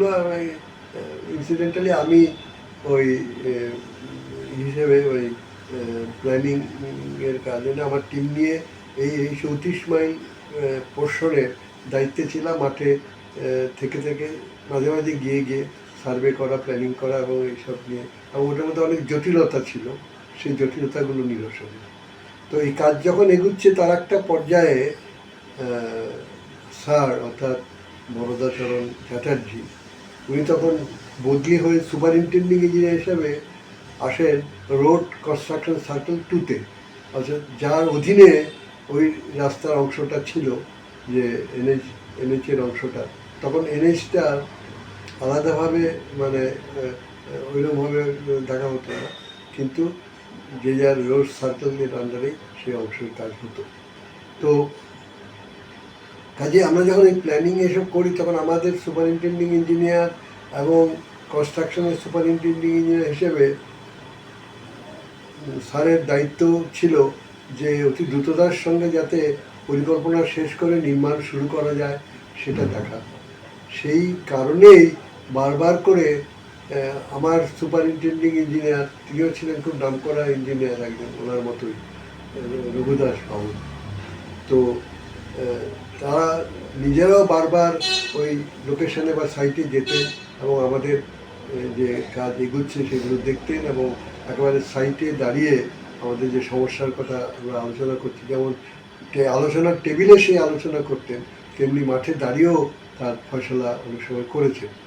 তো এই পর্যায়ে আমরা যখন দেখেছি, কারণ এখানে যখন আমাদের 2 সুপারিনটেন্ডিং ইঞ্জিনিয়ার যেতেন, তাদের রেসপেক্টিভ এক্সিকিউটিভ ইঞ্জিনিয়ারও যেতেন, আমরা অ্যাসিস্ট্যান্ট ইঞ্জিনিয়ারও থাকতাম এবং কনস্ট্রাকশনে অ্যাসিস্ট্যান্ট ইঞ্জিনিয়ারও থাকতেন, এবং বড় হয়তো ফারাক্কা গেস্ট হাউসে বা ফিল্ড হোস্টেলে বড় মিটিং টিটিং হতো। সেইখানে মানে প্রথম খুব ভালো করে আমার স্যারের সঙ্গে যোগাযোগ বলা চলে, এবং সেইখানে আমরা দেখেছি যে আমরা গুরুগম্ভীর বিষয়ে আলোচনা করছি, কিন্তু তার মধ্যে সেই গুরুগম্ভীর তাত্ত্বিক ইঞ্জিনিয়ারিং আলোচনার সমস্যার মধ্যে চ্যাটার্জি সাহেব এমন একটা কথা বলতেন যে আমাদের সমস্ত এই গাম্ভীর্য এবং গম্ভীর আলোচনা সেটা প্রায় বিপর্যয়ে চলে যাওয়ার মতো হতো, এবং সবাই একটু মানে খুব আবহাওয়াটা খুব মানে সহজ হয়ে আসতো এবং খুব আমরা ওনার কথা সেই ব্যঞ্জনার থেকে হাসিটা সেই হতো। মানে এটা হচ্ছে আমি পরেও অনেক দেখেছি যে উনি কিন্তু খুব মানে রসিক মানুষ ছিলেন এবং এইরকম মন্তব্য এরকম করতেন যে সেই আবহাওয়াটাই একেবারে উনি বদলে দিতে পারতেন খুব একটা, যখন মানে গুরুতর আলোচনা হচ্ছে সেটা। এটা হচ্ছে আমার উপলব্ধি ওনার সম্পর্কে, যে খুব আমি যেটাকে বলে এনজয় করা, আমি সেটা সেই অল্প বয়সে সেটা খুব করেছি। তো যাই হোক, সেইখানে ইঞ্জিনিয়ার হিসেবে ওনার কাছ থেকে মানে অনেক উপদেশ বা পরামর্শ পেয়েছি, কাজে সেগুলোর কথা আমাদের মনে আছে। শুধু একটা কথা এখানে এই ব্যাপারে বলবো, যখন প্রজেক্টটা প্রায় শেষ হয়ে নির্মাণ কাজের মতন হচ্ছে, তখন আমি যেহেতু নির্মাণের দায়িত্বে, তখন শোনা যেতে লাগলো চাঁদাজি সাহেব চিফিয়াকে বলেছে নীলমণিকে ওইখানে অ্যাসিস্ট্যান্ট ইঞ্জিনিয়ারের দায়িত্ব দিতে হবে কনস্ট্রাকশনে। তা এটা কানাঘুষো আমার কানে চলে এলো, যে আমি তো তখন দেখি যে একটু মহা মুশকিল হলো এই কাজ করে। আমি একদিন মানে স্যারের ঘরে গেলাম, মানে আমাদের ভবানী ভবনেরই 3টে এরকম শেড ছিল, দুটোতে কনস্ট্রাকশন সার্কেলের দুটো এসির অফিস ছিল, আর আমাদের একটাতে আমাদের এসির অফিস এবং আমাদের স্টেয়ার এক্সিকিউটিভের অফিস ছিল এরকম। তো সেই ভবানী ভবনের সেই শেডগুলোর কথা আজ আমাদের মনে পড়ে। তো যাই হোক, আমি স্যারকে ঘরে আমি গেলাম, স্যার একটা কথা বলবো, আপনাকে দেখতে হবে। বলে কি ব্যাপার, তোমার তো হয়ে এসছে প্রজেক্ট, এবার তো হবে কনস্ট্রাকশন। সেটাই তো শুনছি, আপনি নাকি চিফিয়াকে বলেছেন আমাকে ওখানে কনস্ট্রাকশনে দিতে। আমার স্যার ভীষণ অসুবিধা হয়ে যাবে স্যার এইটা ভালো করে কাজ করলাম স্যার, এইটা প্রজেক্টটা করে দিলাম, আপনি স্যার এখন আমাকে ওখানে পাঠাবেন না। মানে কেন, তুই যাও না, নিজে হাতে সার্ভে করলে, প্রজেক্ট প্রিপারেশন করলে, এটা এক্সিকিউশন করবে, মানে দারুণ হবে, খুব ভালো হবে। তো এত বড় একটা প্রজেক্ট, স্যার আমার ব্যক্তিগত খুব অসুবিধা আছে, এটা আপনি একটু দেখুন স্যার, এই তো মুশকিল তোমাদেরকে নিয়ে, তো এরকম একটা সুযোগ পাচ্ছে, যাবে না। না স্যার আপনি বাঁচান। যাই হোক, আমি দেখলাম, যাই হোক আমার ট্রান্সফার অর্ডার তখন হলো না। যাই হোক, উনি তার মানে চিফিয়াকে হয়তো বলে দিয়েছেন ওকে এখন পাঠাবেন না, বাদ দিয়েছেন। এটা আমার খুব ভালো অভিজ্ঞতা আছে। আর পরবর্তীকালে আমার যেটা আরও মনে আছে, যে উনি চিফ ইঞ্জিনিয়ার ছিলেন এবং আমাদের বন্ধু প্রিয়ব্রত, যে যার সঙ্গে কিছু আলোচনা হয়েছে, আমরা একসঙ্গেই এই মানে ও একটা ডিভিশনে ছিল, আমিও একটা অন্য ডিভিশনে ছিল। ও অন্য জেলার কাজ দেখতো, আমি এইসব জেলার কাজ দেখতাম। মুর্শিদাবাদ থেকে কুচবিহার পর্যন্ত সব জেলার আমাদের দায়িত্ব ছিল, ওদের ছিল কলকাতার কাছাকাছি জেলাগুলো, বীরভূম নদীয়া ইত্যাদি। তো এখন সেইখানে ওরা ওই কম্পালসারি সার্ভিস লায়াবিলিটি স্কিমে প্রিয়ব্রতরা তখন আর্মিতে চলে যায়। আমারও সিলেকশন হয়েছিল, আমি অনেক ধরে করে, বাপমার একমাত্র ছেলে, এসব বলে টোলে অনেক চেষ্টা করে সেটা আমি যাইনি, কাটাই। আমার যা কোনো অবস্থাতেই সম্ভবও ছিল না, ইচ্ছেও ছিল না। আচ্ছা, যাই হোক, তো সেটা আমি কাটাতে পেরেছিলাম, মানে ওই মেডিকেল গ্রাউন্ড বলে। তো তখন কিন্তু আমরা আমাদের ওই যে স্টেট ইঞ্জিনিয়ার অ্যাসোসিয়েশন, তখন সমস্ত ইঞ্জিনিয়ারদের, মানে পিডাব্লিউডি এবং ইরিগেশন ইঞ্জিনিয়ারদের অ্যাসোসিয়েশন, তাদের মানে বিভিন্ন সমস্যা নিয়ে, তখন সেই সময়ে আমাদের ইঞ্জিনিয়ারদের, বিশেষ করে অ্যাসিস্ট্যান্ট ইঞ্জিনিয়ার এক্সামদের অনেক সমস্যা ছিল।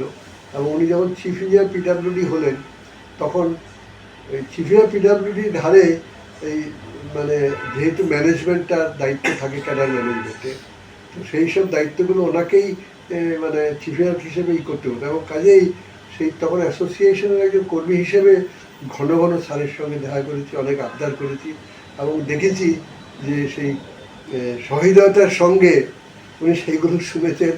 এবং অনেক সময় হয়তো কারো বদলি, তার একটা অসুবিধা আছে, আমরাই মানে ছেলেকে হয়তো দরখাস্ত করেছে এবং স্যারের কাছে দেখাও করেছি, কিন্তু স্যার পাত্তা দেননি। আমরা কাছে ধরেছি যে স্যারকে একটুখানি বোঝাও না। তো আমরা গিয়ে ডেপুটেশন দেওয়ার নাম করে স্যারকে অনেক অনুরোধ বিনোদ করে, তোমরা একেবারে ডিপার্টমেন্টটাকে মানে শেষ করে দেবে, আর এইসব ছেলে যাওয়া দরকার বাইরে, তবে কাজ করবে। এখন এইখানে কলকাতায় পড়ে থাকবে নাকি, ওই বাইরে গিয়ে তো কাজ করতে হবে, নাহলে আমরা পাবো। স্যার ওর ভীষণ এরকম অসুবিধা হয়ে গেছে, একটু দেখুন স্যার যদি কিছু করা যায়। আমরা দেখেছি যে উনি সেটা বিবেচনা করতেন এবং সহৃদতার সঙ্গে বিবেচনা করতেন। আবার অনেক সময় বলতেন, তোমরা তাহলে একটি ভালো ছেলে জোগাড় করে দাও, আমার ওইখানে লাগবে, অনেক গুরুত্বপূর্ণ কাজ আছে। তো যাই হোক, সেটা কিন্তু আমরা স্যারকে একে ওকে অনেকের সম্মতি জোগাড় করেও এরকম করতাম। সেই পর্যায়েও আমরা ওনাকে দেখেছি, কিন্তু তখনও দেখেছি চিফ ইঞ্জিনিয়ার পোস্টে বসেও ওই যে উনি মানে দু একটি মন্তব্য করতেন, সকৌতুক মন্তব্য, সেগুলো আমরা খুব উপভোগ করতাম সেই সময়। তো কাজেই এই যখন শুনেছি যে ওনার আমাদের মনে আছে ওনার চলে যাওয়াটা খুবই আমাদের কাছে মানে শকিং লেগেছিল বলা ছিল। সেই সময় সমস্ত পূর্ত বিভাগের ইঞ্জিনিয়াররা শোকস্তব্ধ হয়ে গিয়েছিল, কিন্তু সেই অল্প বয়সে ওনার চলে যাওয়া। কিন্তু আমরা যখন এই শুনেছি, প্রিয়ব্রত শুনেছেন যে ওর 100 বর্ষ এসে গেছে, তখন আমাদের ওনার কথা বারবার সেই সদাহাস্যময় চেহারাটা, সাদা জামা পরতেন এবং লম্বা এই দৃশ্যটা আমাদের মনে পড়ে এবং স্মিত হাসি মুখে সেই দৃশ্যটা রাইটার্স বিল্ডিংয়ে ওনার ঘরে, সেই সব দৃশ্যের কথা এখনও চোখের সামনে ভেসে ওঠে। কাজেই আমরা চ্যাটার্জি সাহেবকে, বরদাচরণ চ্যাটার্জিকে আমি আমার প্রণাম জানাই এবং তাকে স্মরণ করি। আমি প্রথমেই পশ্চিমবঙ্গ সরকারের প্রাক্তন পূর্ত বিভাগের প্রাক্তন বাস্তুকার, মুখ্য বাস্তুকার বরদাচরণ চট্টোপাধ্যায়কে তার জন্মশতবর্ষে শ্রদ্ধার সঙ্গে স্মরণ করি, প্রণাম জানাই। আমরা খুবই গর্বিত ওনার মতন একজন দৃঢ়চেতা, অসাধারণ ইঞ্জিনিয়ারের সঙ্গে কাজ করা এবং কিছুটা কাজ শেখার। তবে আমার দুর্ভাগ্য, আমি আমার চাকরি জীবনের গোড়ায় ওনার সঙ্গে আমরা 14 বছর আমরা পেয়েছিলাম। তা আমার গোড়ায় আমি আর্মিতে এবং দণ্ডকারণ্য প্রজেক্টে থাকার ফলে আমার বেশ কিছুদিন বাইরে থাকতে হয়। ওনার সঙ্গে আমার প্রথম পরিচয় হয় আমি যখন কালিম্পংয়ে আইসল্যান্ড ইঞ্জিনিয়ার হিসেবে জয়েন করি, সেটা 1977 সালের ফেব্রুয়ারি মাসে। আর উনিও 77 সালেরই শেষ দিকে, আমার ঠিক মনে নেই, উনি পূর্ত বিভাগে মুখ্য বাস্তুকার হিসাবে জয়েন করেন আর কি। সেই সময় থেকেই পরিচয়। আর চাক্ষুষ পরিচয় উনি 79-এ আমরা একটা ওখানে সেন্ট্রাল রোড ফান্ডের টাকায় একটা কালিম্পং থেকে আলগাড়ার একটা অল্টারনেটিভ রুট আমরা তৈরি করছিলাম। সেই রাস্তাটা দেখার জন্য উনি এসেছিলেন। উনি একদিন কাটিয়েছিলেন, যেটা নীলমণিধর বলল ওরকম ভীষণ খুব একটা স্মাইলিং, একটা মানে খুব ব্যক্তিত্ব। এবং তার পরের দিন উনি চলে যান। আমি গেছি ওনাকে সি অফ করতে। উনি বললেন, সে কি, তুমি এখানকার অ্যাসিস্ট্যান্ট ইঞ্জিনিয়ার, তুমি তোমার চিফ ইঞ্জিনিয়ারকে ছেড়ে দেবে? তুমি তোমার শেষ প্রান্ত পর্যন্ত আমার সঙ্গে চলো। তারপরে আমাকে গরুবাথন পর্যন্ত, গরুবাথনটা হচ্ছে কালিম্পংয়ের শেষ, ওখান থেকে জলপাইগুড়ি ডিস্ট্রিক্ট শুরু হয়ে গেল, আমাকে নিয়ে গেলেন। তারপরে বললেন, আরে তুমি এখানে খাবে কোথায়, চলো। তারপরে মালবাজার থেকে কান্নাকাটি করে বলে যে, না তুমি তো খাবে না কোথাও, তাহলে তুমি বীরপাড়ায় চলো। আমি বললাম যে না, এখানে তো এক্সিমিয়ার ভট্টাচার্য, দিলীপ ভট্টাচার্য উনি থাকেন, ওর বাড়িতে আমি খেয়ে নেবো। বলে, আরে দিলীপ তো আমাদের সঙ্গে যাবে। আমি বললাম, না, বৌদি তো আছে, বৌদিকে বলবো যে একটু ডাল ভাত করে দেওয়ার জন্য। এই হচ্ছে আমার সঙ্গে ওনার ইয়ে। আমি আবার ওনাকে প্রণাম জানাই। কথা বলতে ভুলে গেছি, উনি ওনার আন্ডারে, ওনার কাছে যারা কাজ করতেন, অফিসার হোক বা অন্য, তাদের ভীষণভাবে তিনি গাইড ইয়ে করতেন, প্রোটেকশন দিতেন। এবং আমার মনে হয়, আমার না, ডিপার্টমেন্টের অনেকেরই মনে হয় ওনার এই অকাল মৃত্যু, এটা এই গার্ড করার জন্যই একটা কারণ। হ্যাঁ, এবং এই ব্যাপারে আমাদের সেই সময় আমাদের ইঞ্জিনিয়ারিং চিফ ছিলেন অমিয় দাশগুপ্ত। উনিও তার ঠিক মাস দুয়েক পরে কালিম্পংয়ে গিয়ে আমাকে একই কথা বলেছেন যে বড়দাকে মেরে ফেলা হলো। এমন একজন ভদ্রলোকের কথা বলবো যা ওই রকম ভদ্র মানুষ আমি এখন পর্যন্ত যতজনকে দেখেছি তার মধ্যে সব থেকে অন্যতম। যেমন সুদর্শন, তেমনি ব্যক্তিত্ববান, তেমনি কথাবার্তা, সব দিক থেকে। আমার সঙ্গে ওনার প্রথম পরিচয় হয়েছিল আরামবাগের পথে হরিণখোলাতে মুন্ডেশ্বরী নদীর উপরে যে ব্রিজটা তৈরি হয়েছিল, সেই ব্রিজের উদ্বোধন দিনে আমি ওখানে ছিলাম। সেই সময় উদ্বোধন দিনে এসেছিলেন আমাদের তৎকালীন মুখ্যমন্ত্রী সিদ্ধার্থ শঙ্কর রায়, সাথে ছিলেন পিডব্লিউডি মিনিস্টার ভোলানাথ সেন। আর যার কথা আমি প্রথমে শুরু করেছিলাম তার নাম হচ্ছে স্বর্গীয় বরদা চরণ চ্যাটার্জি। উনি হচ্ছেন ওয়েস্টবেঙ্গল গভর্নমেন্টের পিডব্লিউডি ডিপার্টমেন্টের চিফ ইঞ্জিনিয়ার। আর সেই সময় আমি আমার দাদার সাথে ওই জায়গাটায় ছিলাম। আমার দাদার নাম স্বর্গীয় শক্তিদাস ব্যানার্জি। উনি ছিলেন হুগলি জেলার পিডব্লিউডি এক্সিকিউটিভ ইঞ্জিনিয়ার। তো সেই দাদার সাথে থাকাকালীন উনি সিদ্ধার্থ শঙ্কর আসার আগে আমাকে দেখে দাদাকে জিজ্ঞাসা করেছিল যে ছেলেটি কে। দাদা তখন পরিচয় দিয়েছিল আমার ছোট ভাই। এই কথা শুনে উনি আমার সঙ্গে এমন সুন্দরভাবে কথা বলতে শুরু করলেন যে আমি একেবারে অভিভূত হয়ে পড়লাম। তারপরে যা বলার উনি বললেন। তারপরে সিদ্ধার্থ শঙ্কর রায় এলেন। আসার পরে সাময়িক স্বল্পকালীন কিছু কিছু বললেন, বলার আসলে বললেন। শ্রদ্ধেয় বরদাচরণ চ্যাটার্জিও বললেন, আমার দাদাও বললেন।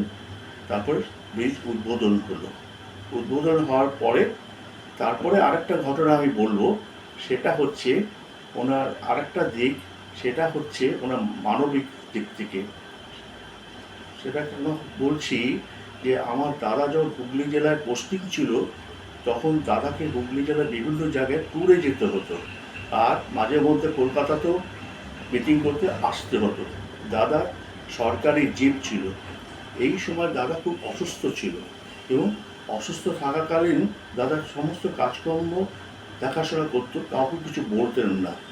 তা কোনোভাবে দাদার বস শ্রদ্ধেয় বরদাচরণ চ্যাটার্জি জানতে পেরে উনি কী করলেন, ওনার সরকারি যে বরাদ্দ গাড়ি ছিল অ্যাম্বাসেডার, সেই গাড়িটা দাদাকে ব্যবহার করার জন্য দিলেন। আর দাদার সরকারি জিপ যেটা ছিল, উইলি জিপ আমার মনে আছে, সেই জিপটা উনি নিজে নিলেন। দাদা আপত্তি করেছিল, দাদার কথা কোনো রকমভাবেই উনি শোনেন নাই। দাদার কাছে শুনেছি উনি একজন দক্ষ প্রশাসক, ইঞ্জিনিয়ার এবং খুব ভালো মানুষ এবং উচ্চ বংশের থেকে উনি মানে পরিচয় ওনার আছে। এই সব দিক থেকে উনি মানে কি বলবো, মানে এইরকম একটা মানুষ আমার খুব কম দেখা। যিনি হৃদয়বান, মানবিকতা যার পরম ধর্ম, তার মন তো ছুটে যাবেই মানুষের সমস্যায়। ৭৮-এর বন্যা বিধ্বস্ত বাংলায় দুর্যোগ পেরিয়ে ছুটে যেতে পিছু পাহাননি এক মুহূর্ত। এছাড়া হাসপাতালের কর্মরত নার্স ও অন্যান্য কর্মীদের উন্নতি বিধানে ব্রতী ছিলেন বহুদিন। যুক্ত ছিলেন শম্ভুনাথ পণ্ডিত ইত্যাদি নানা হাসপাতালের উন্নয়নের কাজে। তার এই কর্মযোগের অভ্যাস আজকের দিনে দাঁড়িয়ে আমাদের বিস্মিত করে, সাহস যোগায় আজকের অশান্ত সময়কালে। জন্মচক্ষু পেরিয়ে যে মর্মচক্ষুর কথা কবি বলেছেন প্রতিনিয়ত, এবার সেই মর্মচক্ষুর কণ্ঠস্বরটি শোনার পালা। যে আদর্শে হৃদয়ের যে বিপুলতার ছবি তিনি এঁকে গিয়েছেন জীবনভর, সেই ছবিকে ঘিরেই এই মানুষ চক্ষুর পথে চলা। তার চলে যাওয়ার অন্ধকার সরিয়ে তার রয়ে যাওয়ার উদযাপন। এই মহাজীবনকে মনে রেখে প্রদীপের শিখাকে অম্লান করে রাখাই এই মানুষ চক্ষুর লক্ষ্য। আজকের সর্বশেষ শ্রদ্ধার্ঘ্য, যেন ঊর্ধ্বতন এক প্রজন্মকে পরবর্তী প্রজন্মের সুরে সুরে বাঁচিয়ে রাখার অঙ্গীকার, অদেখা আলোর ধারাকে ছুঁয়ে যাবার, সুরে সুরে তার উজ্জ্বল্যকে মর্মচক্ষে ধারণ করতে করতে প্রার্থনা শুনে নেব শ্রী চট্টোপাধ্যায়ের একমাত্র পৌত্রী প্রতীতির গানে। তার নিবেদন পণ্ডিত জ্ঞানপ্রকাশ ঘোষের কথায় ও সুরে। আমি সুরে সুরে ওগো তোমায় ছুঁয়ে যাই।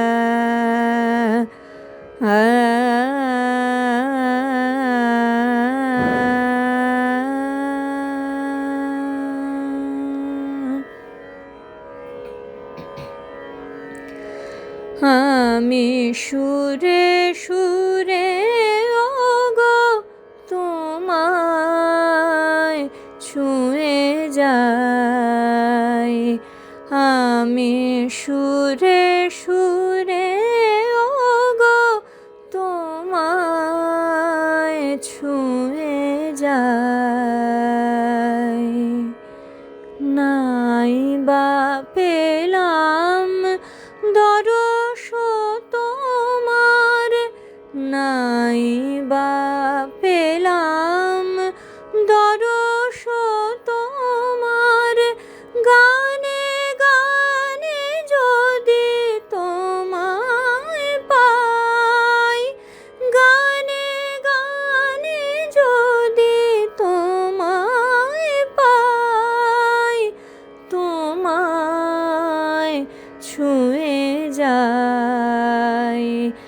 আমি সুরে সুরে ওগো তোমায় ছুঁয়ে যাই। তোমায় চেয়ে সারা বেলা কাটলো নিয়ে সুরেরও খেলা, তোমায় চেয়ে সারা বেলা কাটলো নিয়ে সুরেরও খেলা।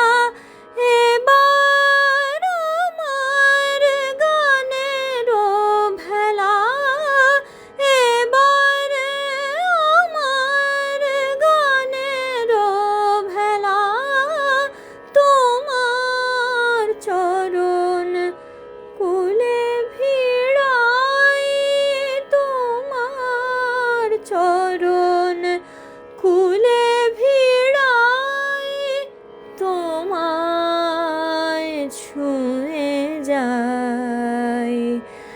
আমি সুরে সুরে ওগো তোমায় ছুঁয়ে যাই। যুগে যুগে প্লাবনানে যে সুর চরাচরে,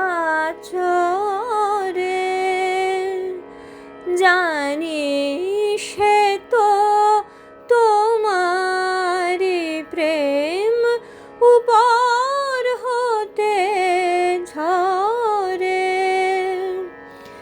যে মন্ত্রে আজ তোমায় পুজি, ছন্দে গানে যে সুর খুঁজি, যে মন্ত্রে আজ তোমায় পুজি, ছন্দে গানে যে সুর খুঁজি, তোমার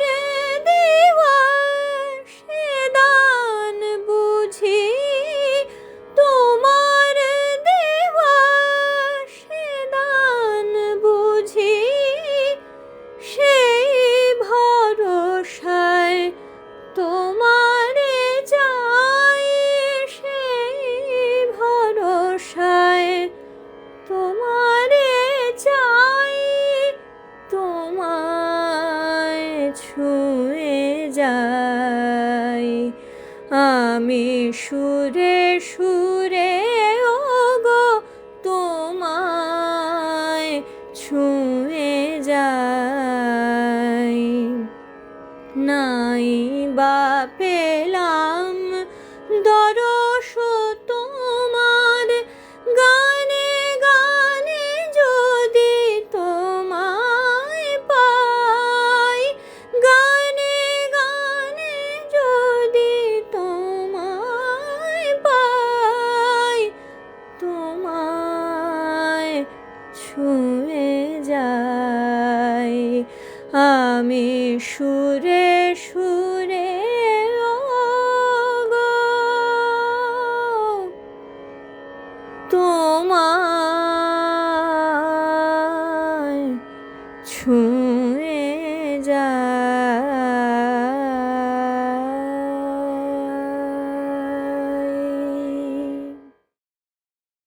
অশ্রু বেদনারে মোর অশ্রু আভাসে চয়ন করি, ধরে রেখেছিনু আমার ব্যাকুল নয়ন ভরি। মোর আনমিত আঁখি পল্লবে সে বেদনা যেন নব বল লভে, জল ছল ছল সঞ্চয় তার রয় সে ধরি, সেই সঞ্চয় রেখেছিনু মোর নয়ন ভরি। আজি অকারণ শত মানুষের সভার মাঝে, সেই সঞ্চয় দুনয়ন আর বহিল না যে। অশ্রু আমার ব্যথা গুঞ্জিত, নয়নের কোণে হলো কুঞ্জিত, দুইটি বিন্দু নামিয়ায় আসিল কি যেন লাজে, লীলা চঞ্চল শত মানুষের সভার মাঝে। ওগো বন্ধুরা, এ দুর্বলতা করিও ক্ষমা, অশ্রুরে মোর নয়নের মাঝে রাখিনি জমা। অশ্রুই আমার বেদনার দান, বাহিরেই সে যে খুঁজে পায় মান। বেদনা সে মোর গোপন মনের তিলোত্তমা, হে ব্যথা প্রেমী অশ্রুরে মোর করিও ক্ষমা।